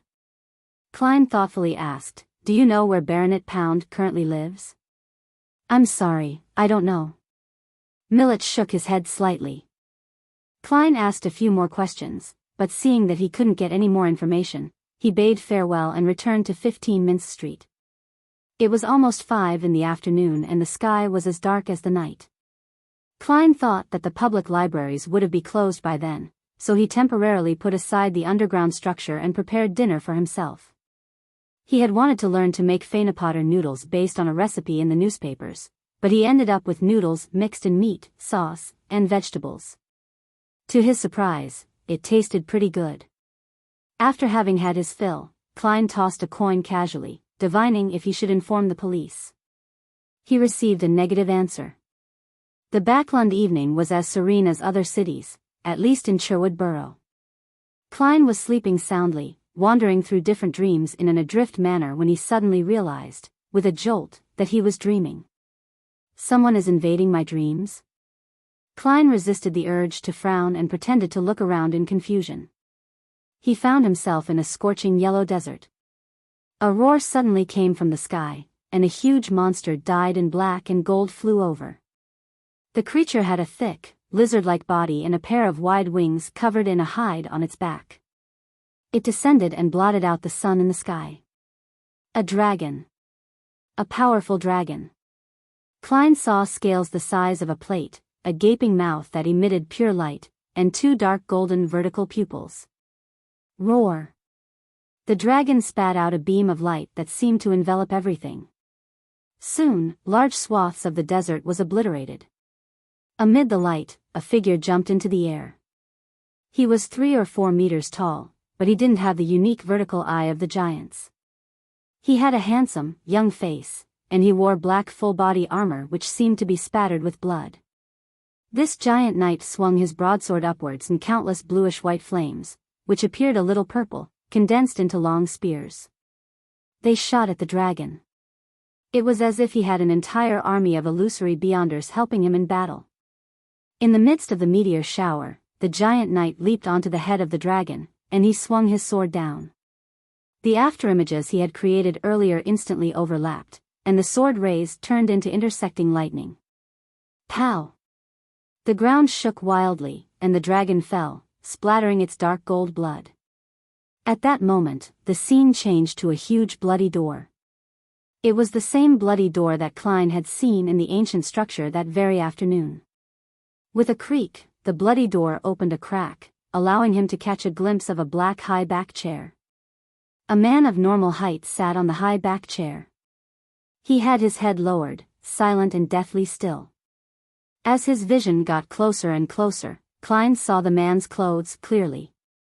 He seemed to be the knight that had just killed the dragon, and he was still wearing the black armor that was stained with blood. The only difference was that he was no longer 3 or 4 meters tall. At this moment, the man suddenly raised his head. His handsome, young face had terrifying signs of decay, his eyes ice-cold and emotionless. Klein jumped in fright and awoke from his dream. Opening his eyes, he saw the crimson moonlight shining through the curtains. Chapter 263, Spiritual Perception and Attempt Under the Dim Crimson Moonlight. Klein pulled back his blanket and got up.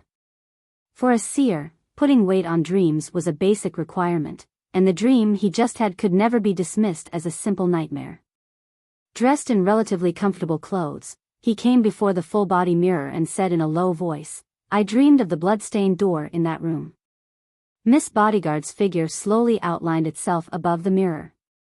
She replied expressionlessly, "The influence of the evil spirit's aura. It will gradually weaken until it disappears." "Is that so?" Klein nodded slightly and returned to the side of the bed. He picked up the gold pocket watch and popped it open. Seeing that it was still early, he lay back down to sleep. This time, he no longer encountered the same dream as before. Sunday morning the next day, in high spirits, Klein made himself a soft-boiled egg to go with buttered bread. In the Lone Kingdom, or rather in the countries of the northern continent, it was a must for gentlemen to read the newspapers at breakfast, and Klein was no exception. He opened up the newspapers he subscribed to, the Tussock Times, Backlund Morning Post, and Backlund Bulletin. The Civil Servant Unified Examination Bill has been officially passed by the House of Lords. The first examination will be held in early December, and the second examination will be held at the end of January next year. The final interview will be held 2 weeks after that. Within a week, the government will announce the positions and requirements involved in this exam and begin the registration process. Reporters surmise that most of it will be held in Backlund. Klein scanned the contents, picked up his cup, and sipped his side black tea. He couldn't help but think of Benson and thought to himself, the bill is passed at the end of September. The positions will be announced in the beginning of October, and registrations will be completed by early November. The examinations will start at the beginning of December. The timing is tight and very unreasonable. That implies how much of a rush the king and the prime minister is in to have this enacted. But that's advantageous for Benson. He prepared 2 months ahead of everyone else. Even if he can't compare to the elite graduates of the universities, he would definitely be able to beat most of his competition, and the positions the elites are aiming for wouldn't clash with his. He should be fine. Klein wanted to tap his chest 4 times to draw out a crimson moon and say, "May the goddess bless him," but then he remembered that Miss Bodyguard was nearby and resisted the urge. After all, he had claimed to be a believer of the god of steam and machinery. After finishing his last mouthful of bread, he continued reading the papers. Both houses have passed the National Atmospheric Pollution Council bill, allowing the government to set up such an organization. The coming month will be a critical period for the various parties to become a member of the council. An independent alkali industry public prosecutor has been approved with the goal of minimizing the pollution levels in acid and alkali factories. The 5th page doesn't have an advertisement for the purchase of goods from the Ernst firm. There's no need to consider participating in the Beyonder gathering tomorrow night. Tingen City, 2 Daffodil Street. Benson read and reread the news in the papers, forgetting the bread on his plate. The Civil Servant Unified Examination Bill was passed. Dressed in a long, black dress, Melissa looked at her brother who was acting oddly. The newspapers from the past few days had been playing up the bill that would be passed this time. Benson finally put down the newspaper, wiped his black hair, and exhaled slowly. Yes. At this moment, the two of them suddenly fell into silence. The room was completely silent, it even lacked the sound of knives and forks colliding with the dining plates. The indescribable atmosphere was broken by Bella, the maid who came out of the kitchen. Benson smiled and said, "This is foreseeable. Actually, the most important thing is the previous piece of news." "Oh."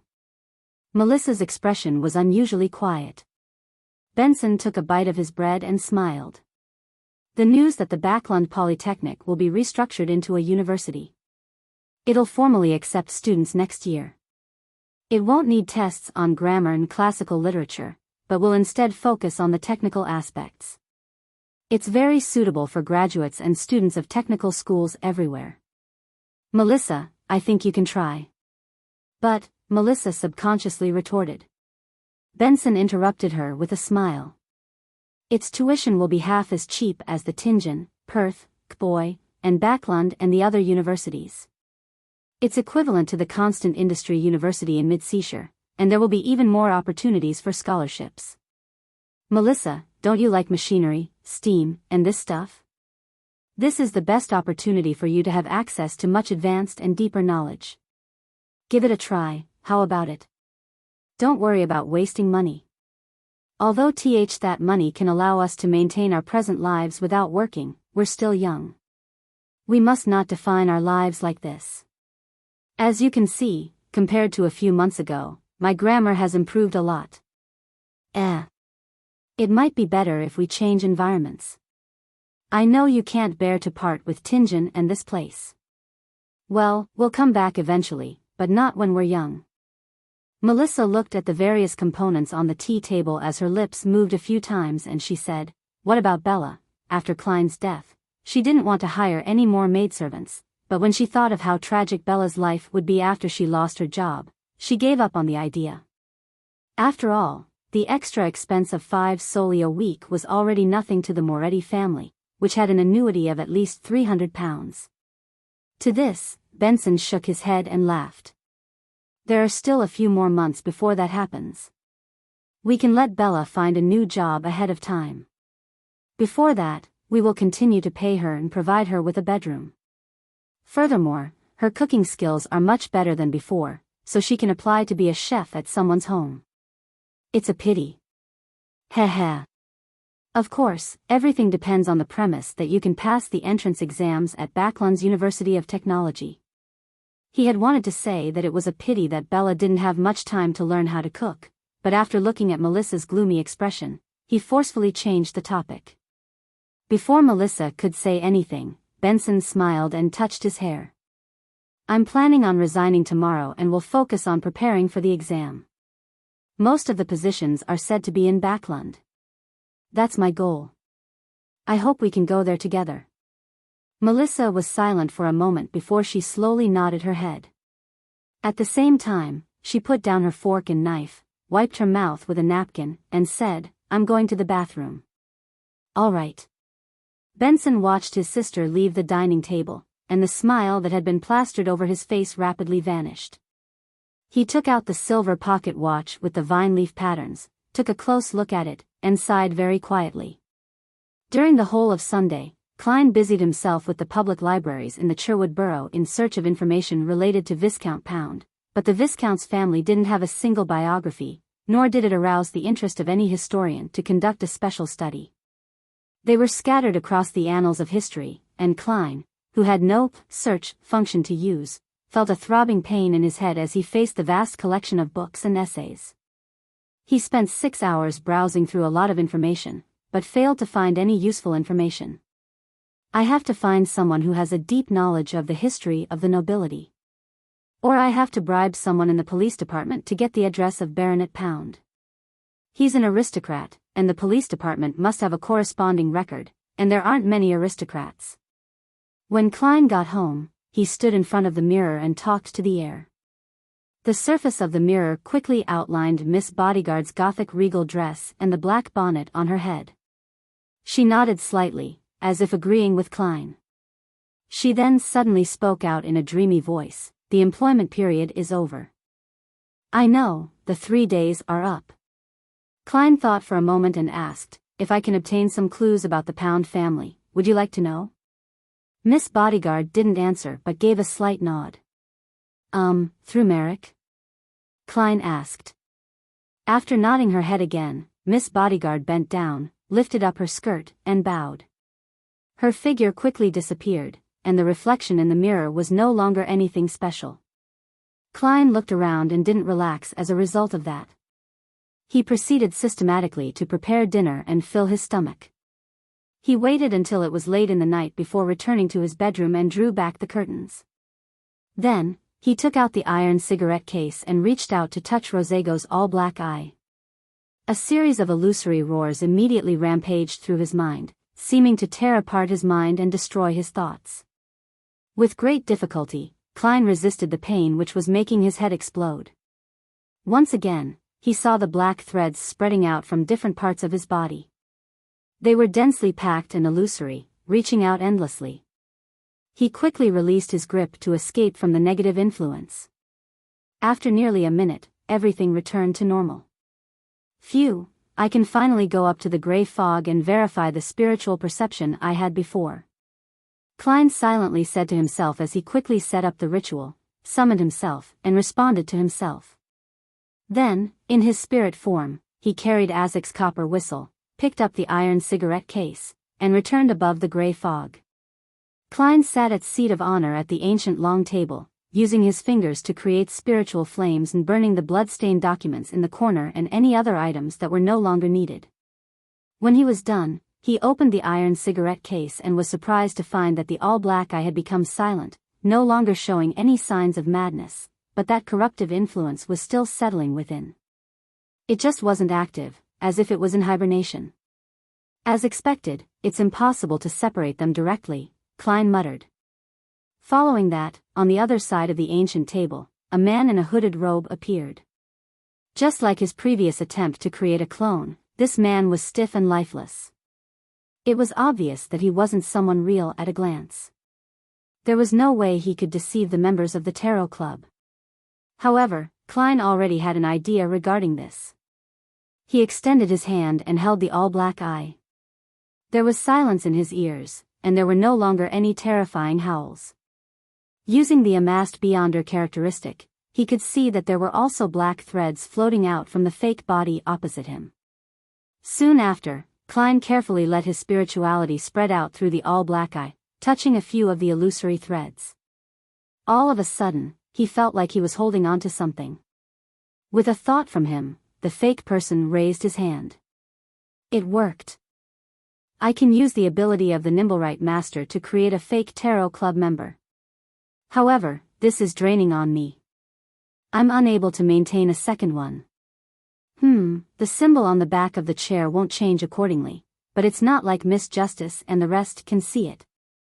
Klein happily practiced, over and over again, even learning how to manipulate his clone's throat and mouth to let him speak.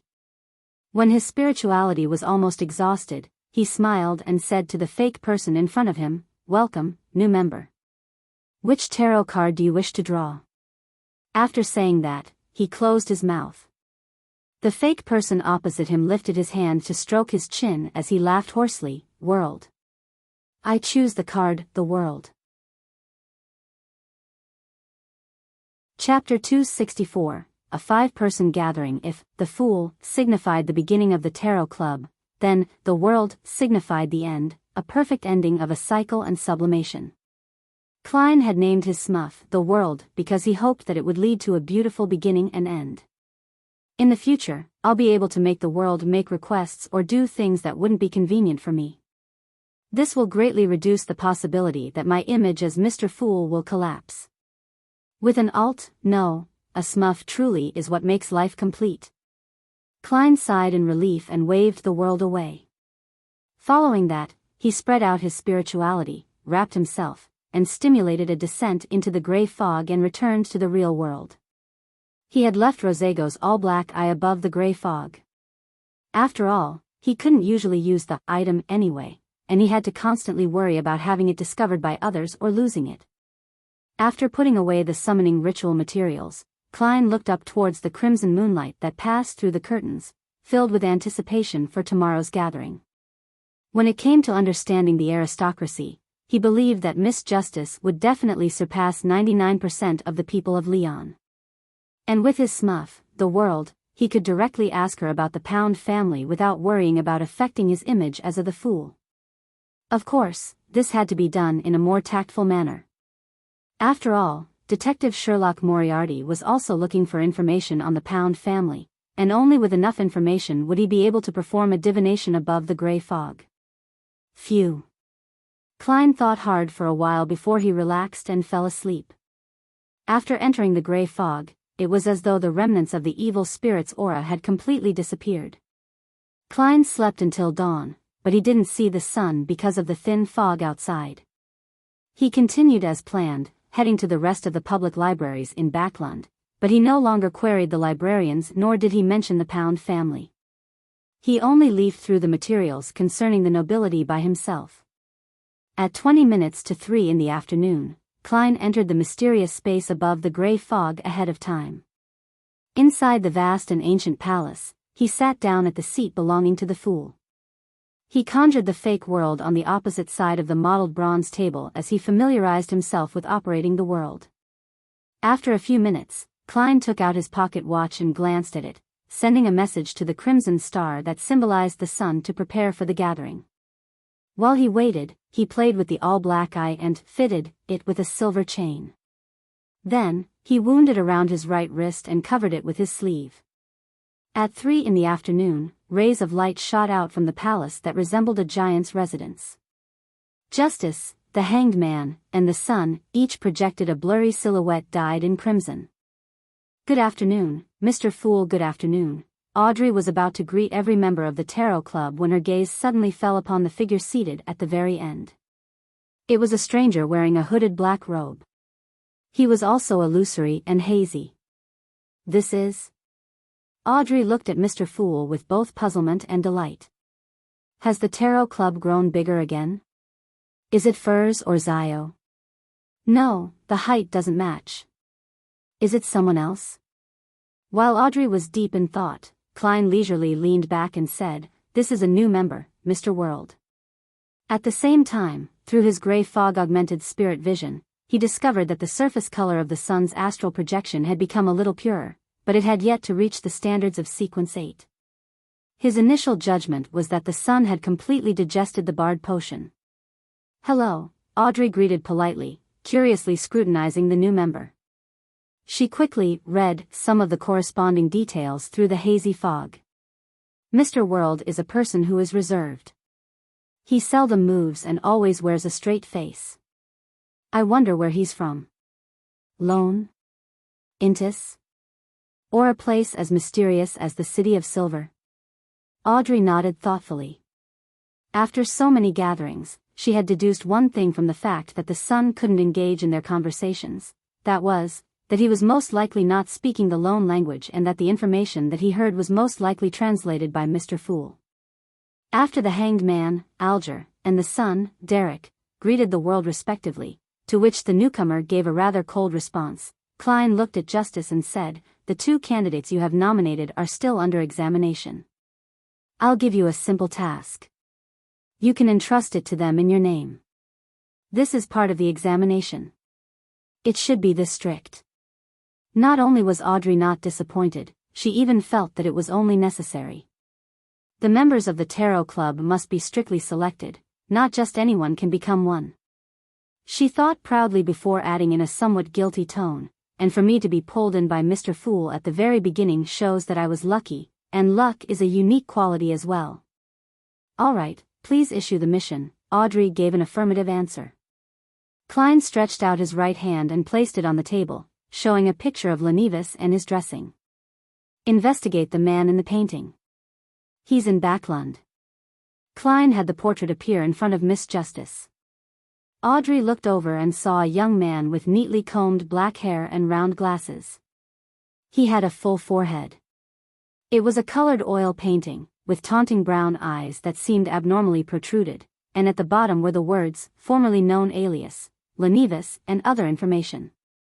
It's a simple mission, which means that the target isn't strong. However, there must be something special about him that makes Mr. Fool aware of his existence. Although it's a simple mission, there might be a deeper purpose behind it. For someone as powerful as him, it shouldn't just be a test. Audrey momentarily allowed her to throng her mind. Only after a few seconds did she say, "I'll entrust it to them." The two ladies seemed to have many connections in Backlund which would serve to help in finding Lenivis. After confirming the matters pertaining to his revenge, Klein fell silent, and he deliberately allowed his smuff to take center stage. The world surveyed the area and spoke with a hoarse voice. "Mr. Fool told me that I can issue missions and gather ingredients here, is that so?" "Yes," Audrey elegantly nodded and said. "However, you need to wait patiently. What's going to happen next is Mr. Fool's reading time. I completed my mission to assassinate Intis Ambassador Bakerland, but I didn't even mention it to occupy this period of time," she thought, raising her chin slightly. "Miss Justice, you really have a great sense of mastership. I'll have to pay the price of knowledge later so that the assassination of Bakerland can truly come to an end." Klein looked away, amused, and looked over at the hanged man. Alger Wilson didn't speak blindly because of the appearance of a new member. He remained silent and observed in secret. At this moment, when he saw Mr. Fool looking at him, he quickly and humbly bowed and said, "This time, there are still 6 pages. The final page will be given to you next time." "Sure." Klein nodded. The hanged man quickly focused his mind, recalled the contents, and expressed them with his mind. He quickly finished writing 6 pages of the diary and saw them suddenly vanish and appear in Klein's hands. Klein looked down and swept through the contents of the first page. February 9th. I have a 3rd child. I named him Bornova. My eldest daughter, Bernadette, was lucky. Her mother and I were just low-sequence Beyonders back then. She is free to choose the path she wants to take. My eldest son, Seal, is the most unfortunate. He inherited a minute amount of Beyonder characteristics, but he has to follow my path. Perhaps, he could make changes at sequence 4, but attaining high sequences are never easy. My second son, Bornova, was born between Bernadette and Seal. I have his characteristics equivalent to a sequence 5 Beyonder. This has reduced the burden on me, allowing me to digest my potion even faster, accelerating my advancement. And when he was just born, he was already showing various traits of an astromancer. Zeridal came to congratulate me in secret and praised Bornova as a lovely angel. I asked this master of divination what he would accomplish in the future. He only smiled and didn't answer me. When I asked him about Seal's future, he finally said that death is an inevitable ending, but that might be a good thing. Seriously, a seer's words are always so vague that it makes one want to pry their mouths open. When I finally asked about Bernadette's future, he suddenly became very serious. He said she would hate me, detest me, turn her back on me, and she would become an important figure in the mysterious world. Sometimes, you really shouldn't ask about the result of a divination. I find it hard to believe that my adorable and kind Bernadette, who cares for her brother, adores her father, and pampers her mother, would hate me and betray me. Why would that happen? What excessive act did I do? Maybe she'll have someone she loves but I'm not satisfied with. Some punk that I'll end up killing? No, Zeridal isn't a soothsayer, and the divination he receives might be wrong. Forget it, Roselle. I think I smell the scent of some contrived family melodrama. After reading the first page of the diary, Klein couldn't help but lampoon silently. At the same time, he naturally recalled what Zeridal had told him about the future of Bernadette, an important figure in the mysterious world. Was this referring to the world of the Beyonders? What level would someone be deemed an important figure? Klein turned the pages thoughtfully. May 22nd. Florin of the Sauron family actually wants me to be his subordinate. Do I look like someone who would be a lackey? His attitude is simply unacceptable. I swear that I'll one day make him pay the price for his arrogance today. However, some of the things he mentioned are very interesting and worth pondering over. Chapter 265, Cards of Blasphemy. Florin said that the history of the Sauron family exceeds 2,000 years, making it longer than even the Church of the God of Craftsmanship's history. They witnessed all the cooperation and strife, light and darkness, in the fourth epoch, and they have survived until this very day. Other than the Augustus family of Lone, the Einhorn family of Faysac, and the Castilla family of Fainapotter, the other powerful families that have been deemed their equal, such as the Antigonus family and the Zeridal family, have been relegated as vestiges of history, or have turned to nothing but rats in the sewers, hiding from the public as shady existences. He said that making me his subordinate, a subordinate of the ancient and glorious Sauron family, is a gift to me. Back then, I wanted to fuck all 8 generations of his ancestors. However, for the Sauron family to have a history exceeding 2,000 years is indeed surprising.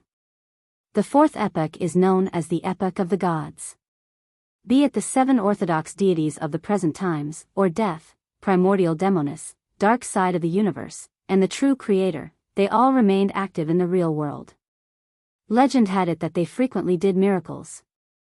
For the Sauron family to last to this day and enjoy its current high standing, it's definitely not an easy matter. Their long history has given them far more than just arrogance. They must be hiding many secrets, and perhaps even extremely terrifying sealed artifacts. They are truly a colossus that stands tall above the earth, one that people can't look straight at. Upon reading this, Klein had a lot of ideas. For Roselle to be able to overthrow the rule of the Sauron family, he must have experienced a horrifying and heart-stirring struggle. Even if the Sauron family didn't have a Grade 0 sealed artifacts, they definitely had no lack of Grade 1 sealed artifacts. Adding to the possibility of having high-sequence Beyonders, even if the Church of the God of Steam and Machinery fully supported Roselle, it's unlikely that any good outcome might come out of it. Could it be that before all of that happened, the Sauron family was already beginning to wane and weaken, and the Indus Revolution was just an external manifestation of this state? What did they experience during that period of time? Did they lose sealed artifacts? Did the high-sequence Beyonders die? Did that attract the attention of many ambitious people? Judging from this diary, the Augustus family of Lone is no stranger to the Antigonus and Zeridal families. Internally, they should have corresponding records. The sun had previously mentioned that the City of Silver has endured for more than 2,500 years in the Dark Ages. According to my initial judgment, that's the date of the Cataclysm. In the past 200 years, the Sauron family claimed to have a history spanning more than 2,000 years. I wonder if it will extend to the point before the City of Silver. I'll try to find an opportunity to mention the Sauron clan and see the sun's reaction. If the sun still has a look of stupefaction, it would indirectly mean that the Sauron family only rose up after the Cataclysm. Perhaps they had benefited greatly from the Cataclysm to become nobles in the fourth epoch, and royalty in the fifth epoch. Well, even if the sun doesn't know, it doesn't prove it completely. Perhaps he didn't learn his history well. When Klein turned to the 3rd page, he found that the content should have been written in the early days of Roselle's appointment as consul of the Indus Republic.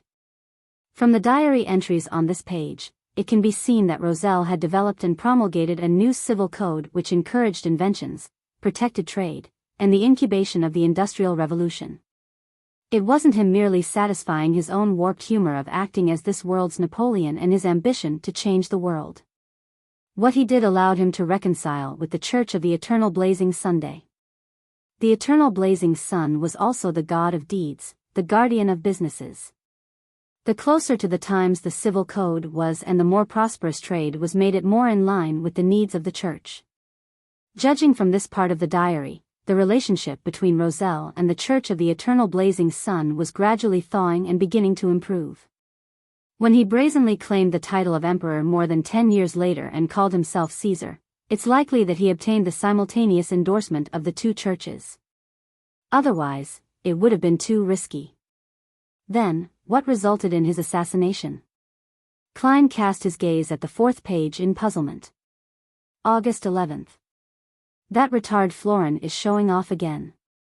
He said that he's the most promising member of the Sauron family generation to become a high-sequence Beyonder because he's very similar to his great-great-grandfather. Is there any necessary connection? I looked him up and down, left and right, but I couldn't find any sign of talent. Moreover, in the field of Beyonders, is talent important? Well, figuring out the essence to acting can be a core element of talent, but that's not necessary. As long as one knows the acting method and not be stupid enough to misunderstand the meaning, or avoid doing things that easily result in a loss of control, then one has a chance to completely digest the potions. Which is to say, just a bit more time and effort needs to be spent. In one's lifetime, it's not impossible to become a high-sequence Beyonder. The main obstacle to becoming a high-sequence Beyonder is the difficulty of obtaining Beyonder ingredients and the difficulty of corresponding rituals. Of course, I have to admit that those born as Beyonders have more time to prepare. Was Florin's great-great-grandfather a high-sequence Beyonder? Does looking like him imply talent? It can be seen that at the time of writing this diary entry, Roselle was still very young and that he wasn't aware of the two laws of Beyonder characteristics: indestructibility and conservation. Klein nodded indiscernibly. With his current knowledge, he could probably understand the hidden meaning behind Florin Sauron's words. A high-sequence Beyonder's Beyonder characteristic remains contained a spirit mark. This was also one of the reasons why it was easy for people to lose control when concocting potions with this ingredient.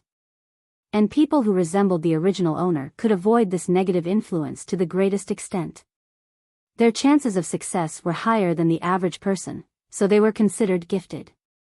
How holy artifacts recognized their masters probably shared the same conditions. This achieves the same goal via different approaches as the acting method, but it can't be popularized.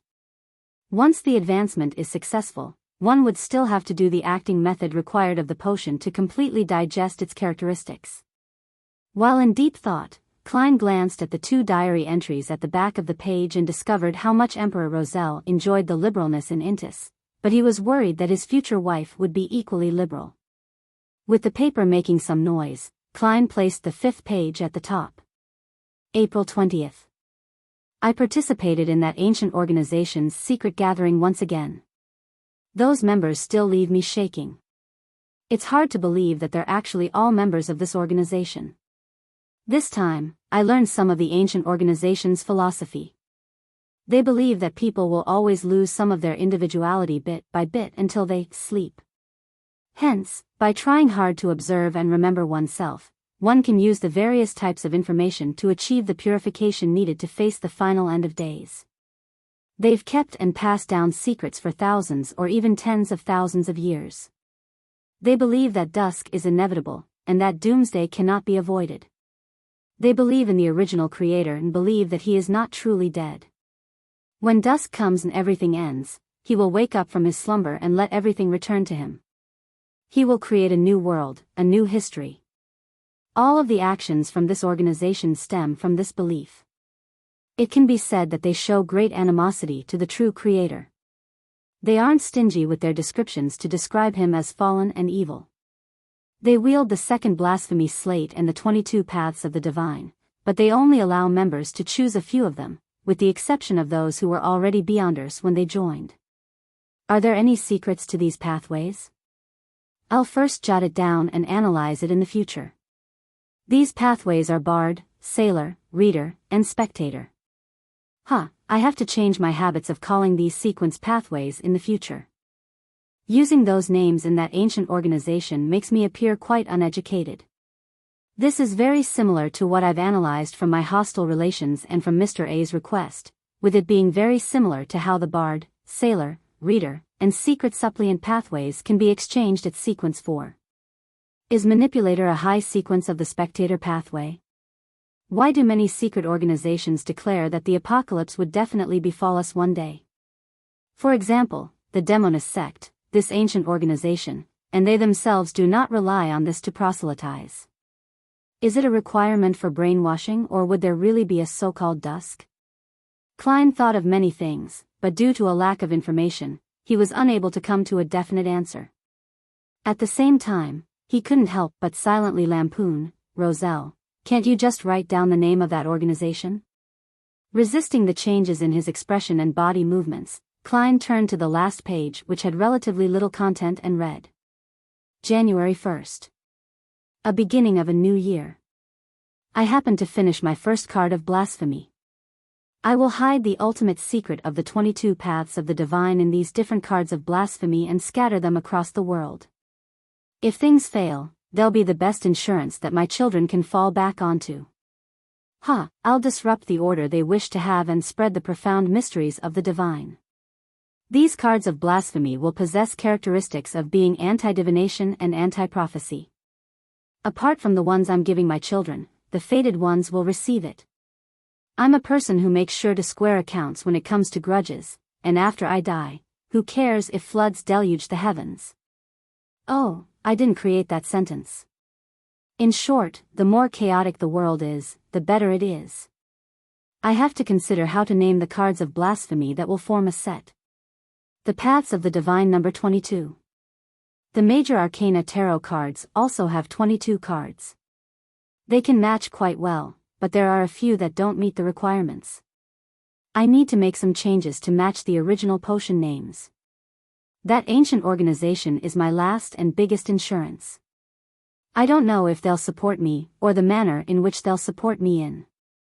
I still remember the shock when I first saw the Blasphemy slate. So it turns out that the Beyonder pathways are paths of the divine. It really is true that the Blasphemy slate is blaspheming the deities. Above every pathway's sequence 1, there is still a sequence 0. And there's a corresponding potion and ritual. Each pathway has a sequence 0. And sequence 0 is the sequence of a true God. For example, sequence 0, Sun. Chapter 266, The World's Commission, sequence 0. There's still a sequence 0 above sequence 1. Sequence 0 is equivalent to a true God. There can only be one sequence 0 per pathway. Is this the true meaning of the paths of the divine? As long as one consumes the corresponding potion, does a ritual, and grasps the acting method to digest the Beyonder characteristic, an ordinary person can become a god one step at a time? This is truly blasphemous.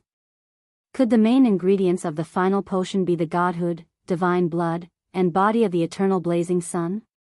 The information on the diary's last page was filled with so much information that Klein almost couldn't think.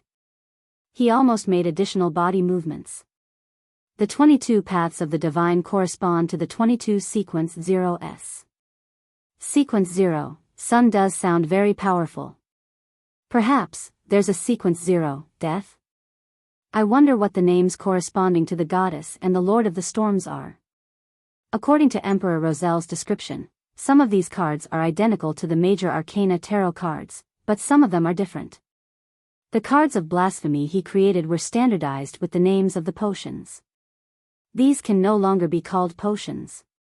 Could the reason that the Emperor regretted not choosing the seer, apprentice, marauder pathways be because their corresponding sequence 0s have yet to appear? Then what was the reason for the sudden personification of the hidden sage who was symbolically a deity? What was Roselle plotting in the end? It feels like he became the enemy of everyone in the world, and that only seems possible if it was set into motion by that mysterious and ancient organization. The primordial Demoness is the name of sequence 0 for the Demoness pathway. Klein gradually found his train of thought, and he restrained the turmoil that was going through his mind. He knew that he couldn't lose himself in this matter. He had to recover as quickly as possible, otherwise, Justice and the Hanged Man would discover something amiss and find it odd. Mr. Fool has been reading that page too long.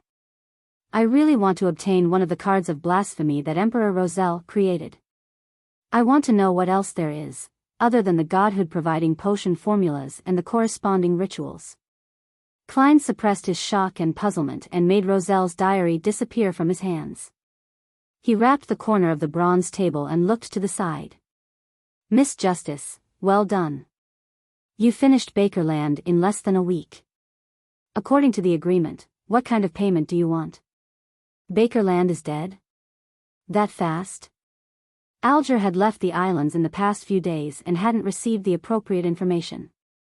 He was astonished for a moment, which made Audrey, who was secretly observing him, feel delighted.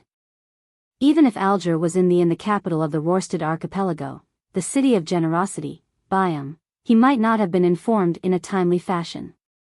After all, cable telegraph could only transmit limited information. Unless it was particularly urgent or important, there was always a delay of a few days. Sometimes, it would even take the colonists of the Worsted Archipelago a month or two to get an update on the latest situation in the northern continent.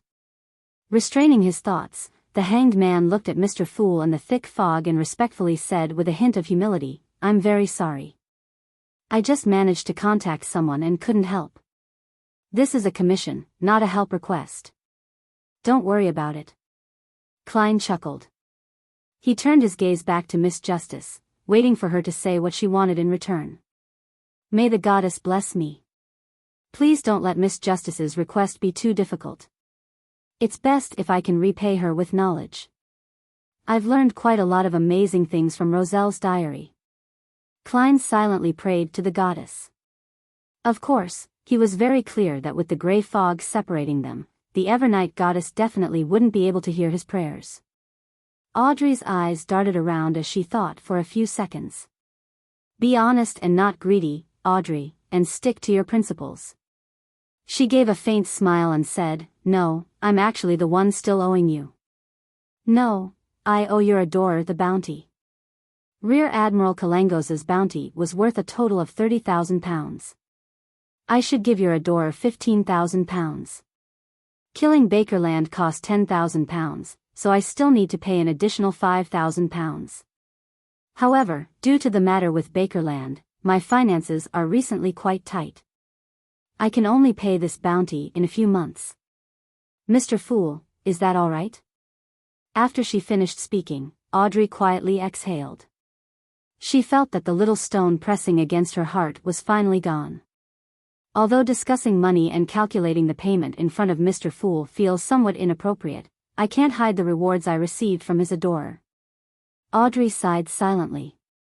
As for the huge plantation worth more than £8,000, it was a private form of gratitude from Duke Negan and not a bounty. £5,000? I can get another £5,000? Kalangos's total bounty actually reached £30,000. Klein was startled. Immediately, he fell into an intense mental struggle. "I'm supposed to pay this bounty to Mr. Azek, but I won't be able to get in touch with him for a long time. Putting the money aside would be a waste. I might as well use this money to enhance myself. When the time comes, I'll repay him by providing help." Klein made up his mind 3 seconds later as he lightly nodded at Miss Justice. "Sure." Upon hearing Mr. Fool's response, Audrey's graceful seating posture remained the same, but her heart was completely relaxed. At that moment, Klein leaned back in his chair and fell silent. Then, he manipulated his smuff secretly from a commandeering position. The world coughed and said, "Can I speak now?" Audrey looked at Mr. Fool and seeing that he didn't say a thing, she nodded slightly and said, "Sure." At the same time, she once again did a read on the new member, the world, and made a judgment. When I mentioned that the assassination of Ambassador Bakerland was a result of my commissioning, he didn't show any shock or surprise.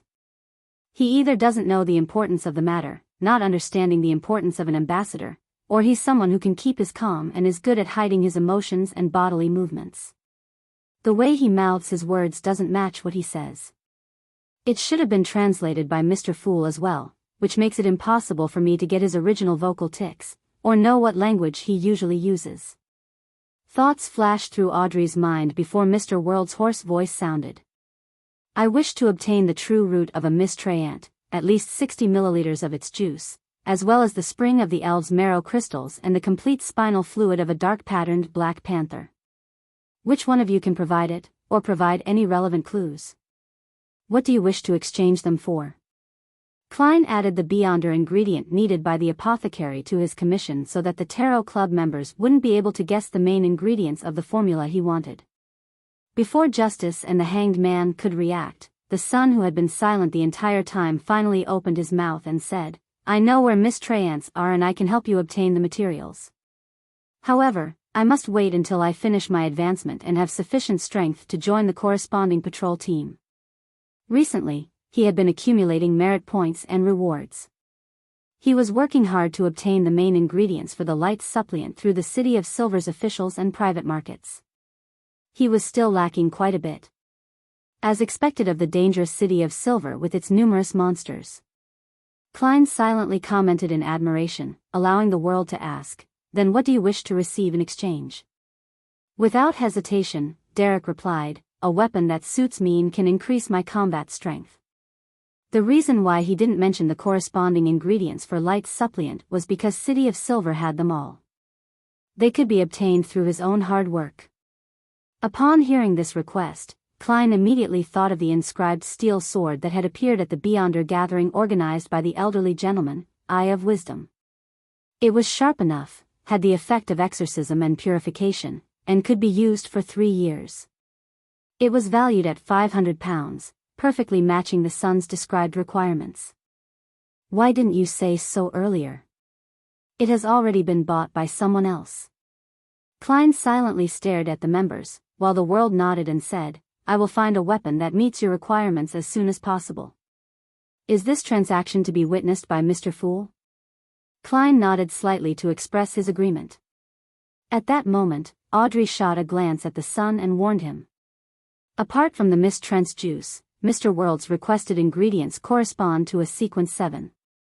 The rough price is about £500 to £700.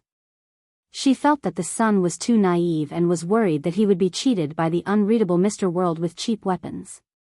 Although Mr. Fool is impartial and advocates fair equal exchange, it's not his place to stop it if both sides agree.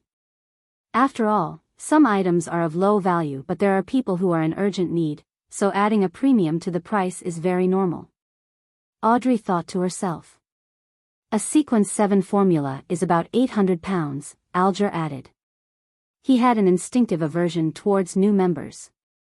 Klein translated with great difficulty, for he didn't know what the currency unit of the pound corresponded to in the City of Silver, and could only use a Series 9 potion formula as a unit. "I understand." Derek slightly nodded, and then quietly added, "Thank you." The world maintained his silent and staid temperament and didn't comment on what had just happened. He turned to Justice and the Hanged Man, waiting for their response. Audrey thought for a few seconds and said, "Potion formula for psychiatrist and their corresponding Beyonder ingredients." That's sequence 7 of the Spectator Pathway. You can gather the information first, and there's no rush to purchase them. Once I have clues regarding the dark-patterned Black Panther and Spring of the Elves Marrow crystals, we can proceed. If you are willing to exchange it for gold pounds, you can buy it at any time. Although I'm out of money recently, I can still raise quite a bit if it's urgent." Audrey comforted herself. Alger said in a deep voice, "Potion formula of the Sailor Pathways sequence 6 Wind Blessed. This will be more expensive than the Beyonder ingredients that you want, combined. If you find it, you can think of the additional payment needed to make up for the difference. I can't guarantee that I'll be able to help you gather those ingredients. Even if it's just one of them, you don't need to expend any resources ahead of time. Mr. Hanged Man should have a close relationship with the Church of the Lord of Storms. He should be able to get the Wind-Blessed formula normally, right? Is he trying to hide the fact that he's digesting the Seafarer potion quickly?" Klein was startled. "All right," the world answered in a low voice and then said, "I have another request." Chapter 267, Singing to the same tune. The world looked around and said, "I want to get information about all the abject nobles in the Lone Kingdom, including their current addresses. The more details, the better."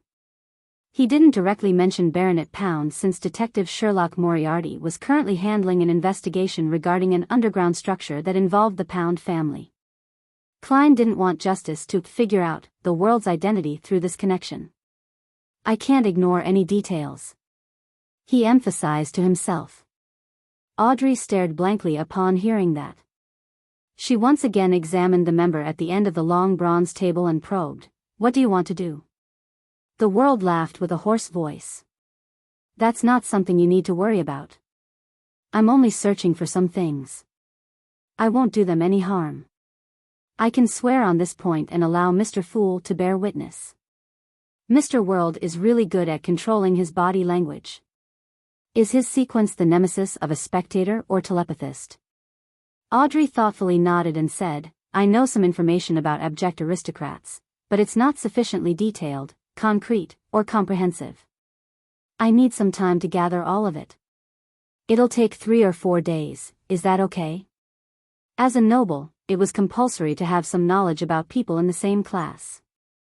Audrey would always hear interesting stories when she attended various balls, banquets, and saloons, but they would all be fragmented and could hardly be considered a comprehensive body of knowledge. After all, she wasn't an expert in this field, and she still needed to fill in the details by flipping through books, asking around, and checking references to not miss any abject nobles. "No problem." The world laughed deeply. "Then, what payment would you like in return?" "The things I can pay you with right now are some secret history from the 4th epoch, knowledge of some beyonder pathways, and a few formulas. But frankly, I don't think that information concerning abject nobles is worth sequence 7 or 8 potions. If you have any other requests, I can attempt to complete them. It's not of equal value to sequence 8 or 7 potion formulas, which means I'm unable to make a corresponding request for the psychiatrist formula." Audrey began to ponder seriously. During this process, she sneaked a glance at Mr. Fool, hoping for a hint, only to discover that Mr. Fool was shrouded in the gray fog and had no reaction whatsoever. He was like a god staring at the land beneath him. "All right." Audrey finally made a decision and smiled. "I want to hear about knowledge regarding other beyonder pathways, but this is on the premise that I'm not aware of them. Dear Mr. Fool, can you be the judge for this?" "Yes," Klein answered calmly. "Then, let's have a private conversation." Audrey looked at the world. At that moment, Klein rapped the table, isolating the son and the hanged man from hearing or seeing the exchange. He deliberately nodded to his smuff, indicating that they could begin their private conversation. The world looked at Miss Justice and spoke with his usual hoarse voice. "Do you know anything about the Demonist sect?" Audrey recalled the information she paid the hanged man Alger £1,000 for and answered briefly with caution, "I know what they believe in and what era they began from, as well as the beyonder pathways they control and the inclination of their upper echelons." The world laughed hoarsely and said, "I understand. You don't know much. The Demonist sect controls the assassin pathway. The sequence 8 is instigator." "That's what I know," Audrey said, partially to inform the world, and partially to show her anticipation. The world raised his hand and stroked his chin before saying, "Then, do you know the corresponding sequence 7? Audrey shook her head slightly. "I'll be very happy to hear it from you." "The assassin pathway sequence 7 is called Witch," the world said simply. "Witch?" Audrey jumped in fright at this word. She naturally made the corresponding connections in her mind. Then, if a man consumes this potion, how is he supposed to act? Wearing beautiful dresses and putting on exquisite makeup, imitating a lady's every move? She was a little disgusted, yet strangely amused as the thought came to her. "No, Miss Justice. When a man consumes this potion, he will no longer be considered a male. He will become a true lady." Klein resisted the urge to chortle as he controlled the world's response. "Goddess, the witch potion can change a person's sex." Audrey blurted out. This is really unbelievable." Mr. Fool didn't deny it, which means it's true. This is simply a miracle. This is the mysterious beyonder world. This is a world filled with all sorts of inexplicable things. This is the world I long for. Why am I feeling a little excited? After calming down a little, Audrey quickly and guiltily glanced at Mr. Fool and made a tiny confession that she had actually chanted the name of the Evernight goddess in front of him. The world said in a low, hoarse voice, "Yes, but it can only make men become women." women will accordingly have their charms enhanced. Whether it's their appearance or skin condition, they will become significantly improved, on the basis of their original looks. This is the reason why the upper echelons of the demonist sect are all women. Then, what flaws does it have? Audrey suddenly felt her interest was aroused.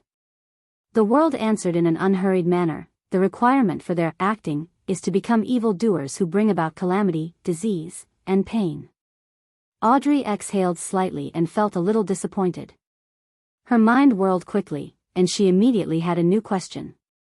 If, and I'm saying if, an animal consumes the witch formula without dying or losing control, would the enhancement of its charms be more suited to human tastes, or focused on charms for its own species? For example, a female cat which makes all male cats become fanatical towards it? The world was momentarily unsure how to respond. After a few seconds, he said, I've never studied such matters. Before Audrey could ask further, he added, the corresponding sequence 6 for the witch pathway is pleasure, or the demoness of pleasure. The requirement for acting is to bring pleasure to both men and women, mainly in that aspect, as well as controlling or influencing them. The demonesses of this sequence are very good at using special spider silk. Audrey gaped her beautiful mouth, then she silently closed it again, deeply regretting her pinings from before. By knowing such information, it will allow you to effectively identify demonesses. Heh, are you pleased with this payment? The world asked.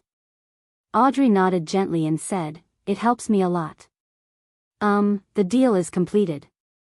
I will help you gather information on the abject nobles as soon as possible. Shall I give it to you the next time we meet? The world thought for a moment and asked, can it be faster? Then, I'll offer the information I gathered to Mr. Fool and request that he bestow them to you. Mr. Fool, is that okay? Audrey turned her head and asked. In the thick gray fog, Klein nodded his head in agreement. At the same time, he busily controlled the world to whisper, He detected the different way she said the word. Noticing the world's astonishment, the corners of Audrey's mouth curled up slightly, her eyes rolling upwards as she intentionally didn't make any explanation. Klein rapped the long bronze table, indicating the end of the private exchange. Then, he once again manipulated the world to say, I have one more problem. This newcomer has indeed accumulated a lot of requests. Audrey looked over, unsurprised. Alger and Derek both indicated they were listening through their body language. The world said hoarsely, I want to know if there are any more high-sequence Beyonders in the Sauron family in Intis. While the world spoke, Klein looked at the sun through the corners of his eye and saw that the youth didn't have any additional reaction. From the looks of it, the City of Silver doesn't have records of the Sauron family. This family most likely made an uprising after the cataclysm. Klein looked around thoughtfully and discovered Justice and the Hanged Man looking at each other, obviously unaware of the answer. The sun was undoubtedly at a loss and silent. Thus, he lightly tapped the table again and said, let me answer this question. What can you pay for it? Before he could finish his sentence, Klein hurriedly controlled the world to say, a formula, a sequence 7 formula. Okay. Deal. Klein created an environment for a private exchange as he silently stared at his smuff for a few seconds. Audrey and Alger, who were blocked, once again felt how unfathomable Mr. Fool was. They were both curious about the answer, but they also felt that it was of no use to them. It wasn't worth it to spend a sequence 7 potion formula in exchange for that. After the private exchange, Klein deliberately made the world bow and say in a hoarse voice, Honorable Mr. Fool, thank you for your answer, it was very helpful to me. This is an equivalent exchange, there's no need to thank me. Klein endured the goosebumps that suddenly surfaced on his skin as he answered indifferently. The open communication that followed lasted less than 10 minutes. Then, he announced the end of tarot gathering before severing the connections with the Crimson Stars. After the figures of Justice, the Hanged Man, and the sun dissipated into streams of light, Klein looked at the world and chuckled. With a smuff, a lot of things are really much more convenient. Unfortunately, the all-black eye cannot be used outside the gray fog. What a pity.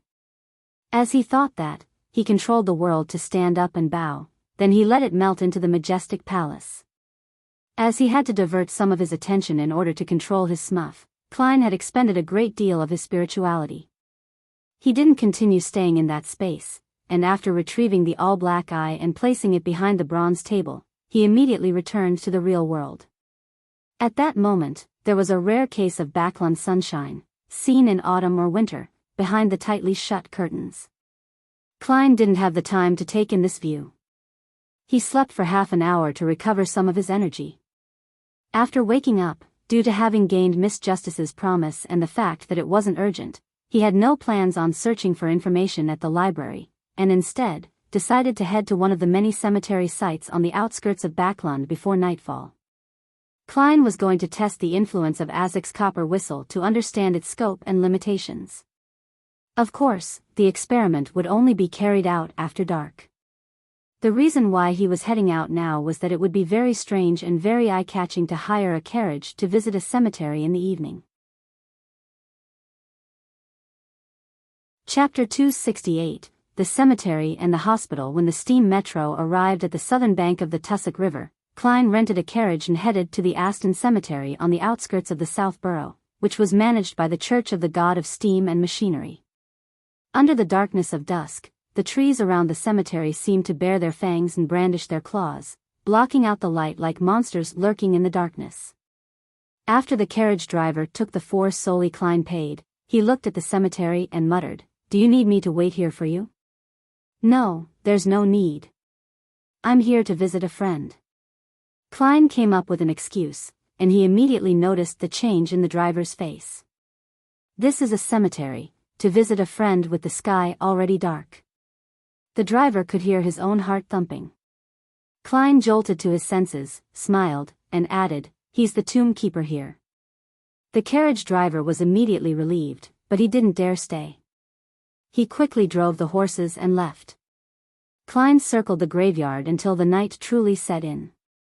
After dark, the smoke and dust emissions decreased by a lot. In addition to the biting cold wind, the fog in the air thinned a lot. Although few stars could be seen, the crimson moon made a furtive appearance, covering the ground with a veil-like glow. Klein tapped his chest 4 times clockwise, drawing out the crimson moon. Then, he put on his gloves, pushed himself over the iron fence, and entered the cemetery. He looked around with a high degree of caution, randomly found a secluded corner, took out Azek's copper whistle, and held it in his hand. Not far in front of him was a tombstone. The photograph on it was dirty, and the epitaph appeared extremely blurry in the moonlight. Klein carefully read it for a few seconds before figuring out what they were. "Friend, if you are passing by, help me up." "Thanks. A very humorous gentleman. I choose you." Klein stopped, leaned back against the trees that sheltered the grave from the sun and rain, and waited patiently in the cold, chilly night. He threw Azek's copper whistle up before catching it firmly, repeating it several times to pass the time until 20 minutes later. No signs of the dead coming back to life. Klein clicked his pocket watch shut, surveyed his surroundings, and confirmed the results. "I'll come back here in 2 days to see if there are any additional changes. If there are none, it means that Mr. Azek's copper whistle won't be able to affect corpses that have been laid to rest through a priest's ritual." Klein silently muttered to himself, and he put the ancient and exquisite copper whistle back into his pocket. There were 3 kinds of burials in the Lone Kingdom. The first type had coffins and corpses, suitable for the middle and upper classes living in abundance. The second type was the ones without corpses, so a cremation was held. The remaining ashes were placed in urns. This was the choice of the lower middle class and technical workers who could pay for the cremation but found coffins to be too wasteful. But there were also times when religious and governmental factors had an impact, such as the believers of the eternal blazing Sunday. The majority of them underwent cremation, and the poor people only needed to pay a small fee for the cremation due to the help they received from the government. The third only belonged to the poor. They couldn't afford coffins, and they didn't wish for cremation, so they just wrapped the corpses up and buried them. But Klein had already determined from the tombstones and tombs that the target of his experiment was the kind which involved a coffin and a corpse. If Azek's copper whistle really can cause the dead to rise, even if the target had rotted into a pile of bones, there shouldn't be a complete lack of reaction. Even if the lid of the coffin cannot be opened, it should have at least created a dull thud. As he walked towards the fence, Klein suddenly thought of a non-rigorous part of the experiment. Yes, I need to categorize them. The corpses here have been buried for quite a while. I should find a target that was recently buried. Only by doing so will I be able to arrive at the most accurate conclusion. After that, Klein basically played a game of cat and mouse with the cemetery guardians before finding a grave that had completed a burial ceremony during the day. This time, he waited for half an hour, but he still didn't find anything abnormal. Phew, I can basically determine that Mr. Azek's copper whistle can't affect a corpse that has undergone a ritual that puts the soul to rest. That's quite weak. No, that's not right. This copper whistle isn't meant to cause the dead to come alive. It's used to summon messengers, so affecting a corpse is a negative effect. Klein tightened his double-breasted coat and walked toward the iron fence. He planned on heading home to have a change of clothes before trying out his second experiment. The target of the second experiment group were the recently deceased corpses that haven't been laid to rest via a ritual. Such targets often existed in a hospital's morgue. Climbing over the fence, Klein made his way back to the South Burrow on foot in the dreary, dark night. The surroundings were deathly still and quiet. Only the evergreen, dust-covered trees lightly swayed. It reminded him of the night he had been resurrected from the dead. Back then, he too had to walk from the cemetery to the city. Sigh. Klein sighed and suddenly began to run, as if trying to get rid of the melancholy that filled him. More than half an hour later, he rented a carriage in South Burrow and headed for the nearest steam metro station. There was still about an hour before the metro stopped running, and this could save him quite a bit of money. In the wee hours of the morning, Klein changed into a grayish-blue worker's uniform and wore a cap as he made his way to St. Eston's Hospital in the Backlund Bridge area. This was a charity hospital belonging to the Church of the God of Steam and Machinery. Many of the poor died here due to illness, and since there was nowhere for them to place their bodies, they had to be kept in the hospital morgue. There, the corpses awaited cremation from the government or be donated to the medical schools. This phenomenon was very common in summer, but there weren't many in the autumn or winter after it cooled down. However, in an era without air conditioning or equipment to keep the temperature cool, the hospital's morgue couldn't keep the corpses for too long. Donated bodies would be quickly embalmed and bodies to be buried the next day would be cleaned up. Of course, these were the rules enforced in summer. In autumn and winter, the rules were relatively relaxed, therefore, there were still many corpses left overnight in the morgue during this period. The morgue at St. Eston was underground. It was relatively cool, even during the summer, and was biting cold during autumn and winter. Based on what he had learned as a nighthawk, Klein relied on a clown's agility and balance to sneak into the basement while avoiding the doctors and nurses that were on duty. Before he even got close to the morgue, he felt a chill down his spine. After quickly moving past the janitor's room, Klein took out a piece of wire and lightly unlocked the door to the morgue. This was one of the methods of infiltration and tracking. He slowly and silently pushed open the door to the morgue with his black-gloved right hand. At the same time, he cloaked Azek's copper whistle in his spirituality to determine if such a method could eliminate the negative effects. The temperature in the morgue seemed to be lower than the corridor. Most of the corpses were bagged up and placed in different iron cabinets. Only a few were placed on the long table in the central open space, as if they were awaiting examination. As a Sequence 8 clown, Klein was no longer afraid of such scenes. He just instinctively felt uncomfortable. Carefully, he closed the door and walked around the long tables. After about 10 minutes, Klein let out a breath of cold air and confirmed that none of the corpses had come to life. It's about time. He took out his gold pocket watch and opened it. When he was ready, Klein withdrew his spirituality and stopped enveloping Azek's copper whistle. He wasn't sure if it was a psychological effect, but he had a baffling feeling that the surroundings had become even more silent. As a seer, he fully believed in his instincts. He stopped pacing back and forth and retreated towards the door. Time ticked by, and Klein determined that it took about 2 minutes. At that moment, a corpse on a long table suddenly sat up. Bang! Bang! Bang! The surrounding iron cabinets emitted a series of banging noises, as though all hell was about to break loose. Bang! Bang! Bang! Upon hearing such a commotion and seeing the corpses sit up, Klein suddenly said in a low voice, "Crimson." Immediately following that, he injected his spirituality into a requiem charm and threw it out. Icy blue flames burned quietly, and serene and gentle blackness spread out. The corpses lay down once again, and the banging sounds coming from the cabinets came to an abrupt halt. Klein, who had experienced a similar situation, didn't relax and used another requiem charm. As there were many corpses around him, he used a third charm to be safe, using up everything that he had. Not bad.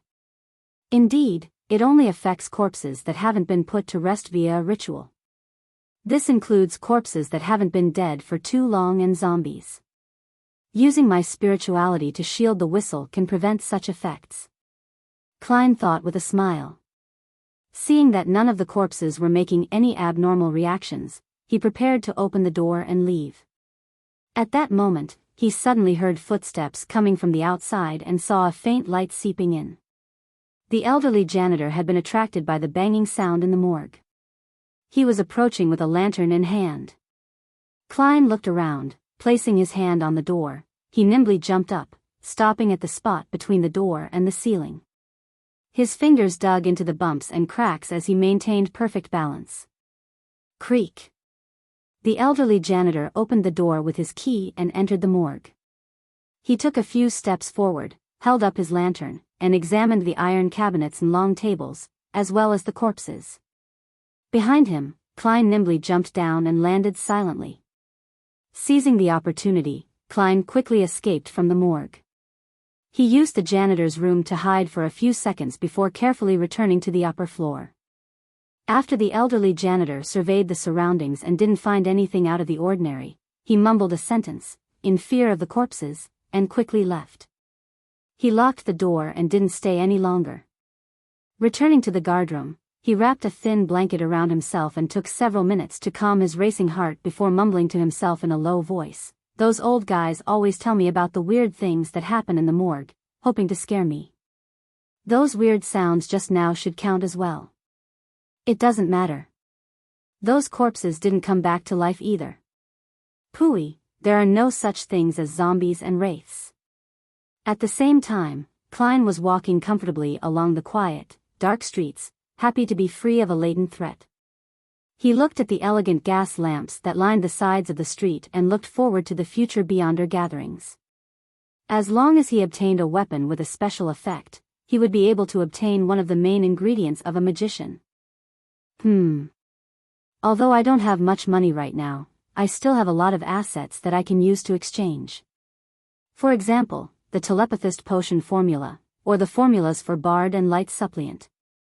Furthermore, my clown potion is digesting at a faster rate than I expected due to series of events and my discovery of the essence needed for acting. It's close to being completely digested. Along the streets of Backlund at night, Klein left his mind wandering. Chapter 269, Clues to the Psychology Alchemists on the outskirts of Empress Borough, in a wide, empty horse track. Audrey Hall deliberately led a chestnut mare to a corner and pretended to discuss something with Viscount Glaint. She was wearing white pants and knee-high black boots, adorned with a simple blouse and a black jacket that reached her waist. In addition, she donned a helmet of the same color. She looked especially valiant and beautiful, and Susie, her golden retriever, was obediently sitting by her feet. What seemed like a tiny leather satchel hung from her back. Disguised as Viscount Glaint's servant, Zio glanced enviously at Audrey's long, straight legs, and unconsciously tiptoed. Just horse riding is so blasé. Only when it is combined with hunting does it become imbued with life. Of course, I mean the equestrian skills for men. No matter what a beautiful lady does, it would still be a sight to behold, Glaint sized up Audrey and said half-jokingly. Audrey replied with a slight smile, the next hunt is still months away. Every year, from June to the new year, the aristocrats of the Lone Kingdom would come to Backland to attend various banquets, dances, and salons, as per tradition. This was a very important event for them, and many things would be decided within a few months. After the new year, the nobles would return to their fiefdom, their castles, country estates, and large plantations, and spend their leisure time there. In such times, the most popular sport was hunting. The nobles would invite guests of similar status to enjoy the pleasure of horse riding and chasing prey. As long as their financial situation allowed it, they weren't stingy with buying hounds. The most famous of the hounds was the foxhound. I already missed that life. Backland is a place where people feel constrained, and its air is indescribably terrible. Of course, I still enjoy its extravagance. Viscount Glaint wore his gloves and stepped back to make it easier for Audrey to talk to Zio and Furs. Honorable Miss Audrey, why have you called us here this time? Zio initiated the question as she retracted her gaze. Audrey took a large portion of most of her recent income. She was honest and generous, a rarely encountered good employer. I seem to smell the ink of money again. Hopefully, the mission wouldn't be too difficult. Miss Audrey is perfect in every way, except for one thing. Every mission is unexpected and very dangerous. Zio thought, feeling both anticipation and apprehension. She couldn't help but glance sideways at Furs. She noticed that her companion, disguised as a maid, was looking right at her. The expressions reflected in their eyes looked very similar. Audrey held her gloves, smiled reservedly and elegantly before saying, "It's a simple request this time." As she spoke, she motioned with her eyes for Zio and Furs to open the leather satchel on Susie. Zio, who had always been known for her proactiveness, immediately took 2 steps forward and bent down to reach out with her hand. During this short period of time, she had originally wanted to pat Susie's head to show that she meant no harm. But just as she extended her right palm, Susie had already turned her head, turning her body half around, placing the small leather satchel in front of her. I'm usually popular with animals. For example, mosquitoes. Zio kept her expression unchanged as she unzipped the satchel and took out a stack of papers from Susie's leather pouch. She stood up and took a look at the stack of papers. She saw that it depicted a young man with ordinary looks, but his neatly combed hair, round glasses, and mocking brown eyes all looked very familiar to her. I must have seen him somewhere. Zio looked down and saw the corresponding description. Formerly used name, Lenevis, wanted swindler. I know where I've seen him before. Zio was suddenly enlightened and almost made an inelegant gesture of slapping her forehead. Before she met Audrey, one of the main sources of her income was flipping through newspapers, researching wanted posters, and using her connections in many gangs in Eastborough to seek out criminals who were worth fat bounties. I had thought of finding this Lenevis, who has a bounty of £100. Besides, he swept away more than £10,000 in cash. However, I've recently been too busy with Miss Audrey's requests and had forgotten about this matter. Zio and Furs looked at each other and then asked frankly, how much is this request worth? How much is the request worth? Audrey was startled for a moment. She had completely forgotten the matter of payment, as from her point of view, it was a test from Mr. Fool. When were examinees ever given money? £100. Audrey deliberated and gave a number. Deal. Zio and Furs answered in unison. If we can catch him, not only would we receive £100 from Miss Audrey, but we can also obtain an equal amount from the bounty. What a great mission. Zio asked casually, her eyes shining, why are you looking for this swindler? Did he swindle you of your money? I don't even know who he is. It's really a simple request. £100 was enough to complete the deal. There's no need to tell Mr. Fool about this. It's only £100. Audrey, with a polite smile, ignored Zio's question and instead mentioned, I received word that he's in Backland. Yes, there are a dozen or so portraits here, different portraits. I took into account that Lenivus must have disguised himself, so I'm giving you pictures of him without glasses, with a beard, with a change of hairstyle. Pictures based on conjectures. I'm also very good at drawing and painting. Audrey tilted her chin. Xiao immediately forgot her previous question and said in pleasant surprise, "This is really good news." She felt as though she could already see the bounty of 200 pounds beckoning at her. The mysterious person she had met at Mr. A's gathering had yet to establish contact with her. Therefore, all she could do was continue with her business of earning money. Audrey nodded indiscernibly. She muttered, "Do you have any leads on the matter regarding the psychology alchemists?" Furs adjusted her long curly hair, looked at Viscount Glaint who was listening to the side, and said, "I recently joined a new Beyonder gathering. Rumor has it that the Spectator and Telepathist potion formulas have previously appeared there. I'm suspecting that one of the members from the gathering is from the psychology alchemists. I'll apply to bring you with me the next gathering." "All right." Audrey deliberately didn't hide her joy. She had read their true state of mind from the colors, body language, and the subtle expressions of Xiao and Furs, to judge their enthusiasm for the mission. They didn't lie regarding the psychology alchemists either.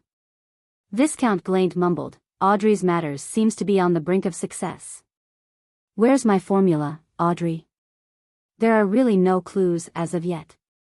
The apothecary pathway is mostly in the south, where the Phaenopotter kingdom is." Furs gestured with deep regret. "All right, I'm still young. I'm only in my early 20s. I still have time to wait," Glaint replied in a humorous tone. "All right, thank you for your help. See you again next time." Audrey bowed gracefully, wore her gloves, and mounted her horse as she rode down the track. Susie happily followed, as if she had found new entertainment. As he spent the night, experimenting, it was already 9:34 of a Tuesday morning by the time Klein woke up. Biting into a piece of bread slathered with butter, he wore his coat and hat, hurried out the door, and wrote on the message book hanging by the doorbell's pull rope, "Owner is out and will be back after 5 in the afternoon." Actually, he didn't have much to do. It was purely to guard against a sudden visit from Millet Carter. If the other party found out that the detective he hired for a full £50 wasn't out and about, searching for information or organizing people to confirm the layout of the structure, and was instead at home leisurely drinking tea and reading novels, he would surely revoke the commission and not pay the last £40. "I really have nothing to do but wait for Miss Justice's information." Klein stood at the end of the street and looked at the haze in the sky, while helplessly muttering to himself. He had already decided last night where he would spend the day. In the morning, I'll practice shooting at the Quelag Club, read the newspapers, enjoy a free lunch, take a nap in the afternoon, exercise through playing sports like squash. Once the Bravehearts bar opens, I'll take a carriage there and see if I can learn about more Beyonder gatherings from Casper's. Klein had no intention of looking for Merrick. Although he was certain that he had more than one circle of Beyonders, he was afraid that Miss Bodyguard would also belong to those circles. It wouldn't be convenient for him to sell potion formulas, as it would arouse a high degree of suspicion. Since the true creator has given you the ability to divine and a strong body, would he still grant you potion formulas that you do not need? It's impossible just thinking about it. Klein filled in the details with his imagination as he boarded the public carriage that headed for Hillston Borough. Half an hour later, he entered the Quelag Club and saw an acquaintance. It was Talum Dumont, the equestrian teacher who had recommended him to the club. He was Mary Gale's friend. Dressed in a black tweed overcoat, the brown-haired Talum walked over. He sized up Klein and said with an odd smile, "Good morning. Mary and Duragu are getting a divorce. Are you suspecting the reason why I joined the club?" Relying on the clown's ability, Klein easily made a surprised expression. "Really? That is really surprising." Talum gave him a deeply suspicious look and suddenly laughed. "I have a friend who's been troubled about something recently. I want to know how good your marksmanship and fighting skills are." "A commission?" "He only asked about my marksmanship and fighting skills, not reasoning. This is a request involving violence." Klein smiled and said, I was planning on heading to the shooting range. You can take a look, but fighting requires an opponent to be able to see my standard. I've learned how to fight before, Talum eagerly replied. Chapter 270, Reporter Bang. Bang. Bang. Holding onto a revolver that he rented from the Quelag Club with one hand, Klein pulled the trigger repeatedly, hitting the bullseye accurately, with the worst shot hitting the 8 ring. By feeding his practice with live bullets, along with the superhuman control that he had after becoming a clown, his marksmanship was considered rather excellent. If I continue practicing for a few months, I could even be considered a sharpshooter. Klein unloaded the revolver in satisfaction and cleared the empty shells. They fell to the ground noisily as he looked at Talum Dumont with a smile. Are you satisfied? Very good. The equestrian teacher, Talum, had already taken off his black tweed overcoat and light gray sweater and adopted a boxing stance. Come on, let me see the standard of your fighting skills. I can tell you frankly that I've received training as a trainee knight since I was young, and I've never let it go to waste. As a Beyonder, if I can't even beat an ordinary man who has only received training, then I might as well die. Klein cursed silently. Without taking off his double-breasted coat, he set down his revolver. Klein took 2 side steps and gestured to Talum that he could begin. He originally wanted to wriggle his finger to add to the atmosphere, but when he thought of the other party's strength, he couldn't be bothered to waste his time. Talum appeared to be a little excited as he began bounce-stepping a little. He suddenly pressed forward and threw out a punch to the right. Klein blocked and grabbed with his left hand, bent low and twisted his waist before reaching out his right palm, and did a smooth backflip. Thud. Talum flew out, landing on his back. Klein didn't exert any strength towards the end, only throwing him off his feet through the use of inertia. Impressive. Talum quickly stood up and gave a thumbs up. As expected of a famous detective. Your marksmanship and fighting skills are excellent. I only beat a weak chicken like you, so how can you tell that my fighting skills are very high? Klein secretly lampooned and asked with a smile, now that you have a better picture, can you tell me what kind of request your friend has? Heh, he will come to the club later. You can talk amongst yourselves. Talum massaged his back as he said, as for what the request exactly entails, I'm not sure either. Oh right, he's a reporter at the Daily Observer, Mike Joseph. He's probably hoping for some short-term protection. All right. Klein didn't ask any more questions.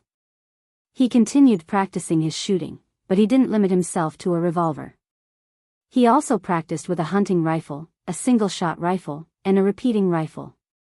He hoped that if he encountered any problems in the future, he would be able to use any of the firearms around him.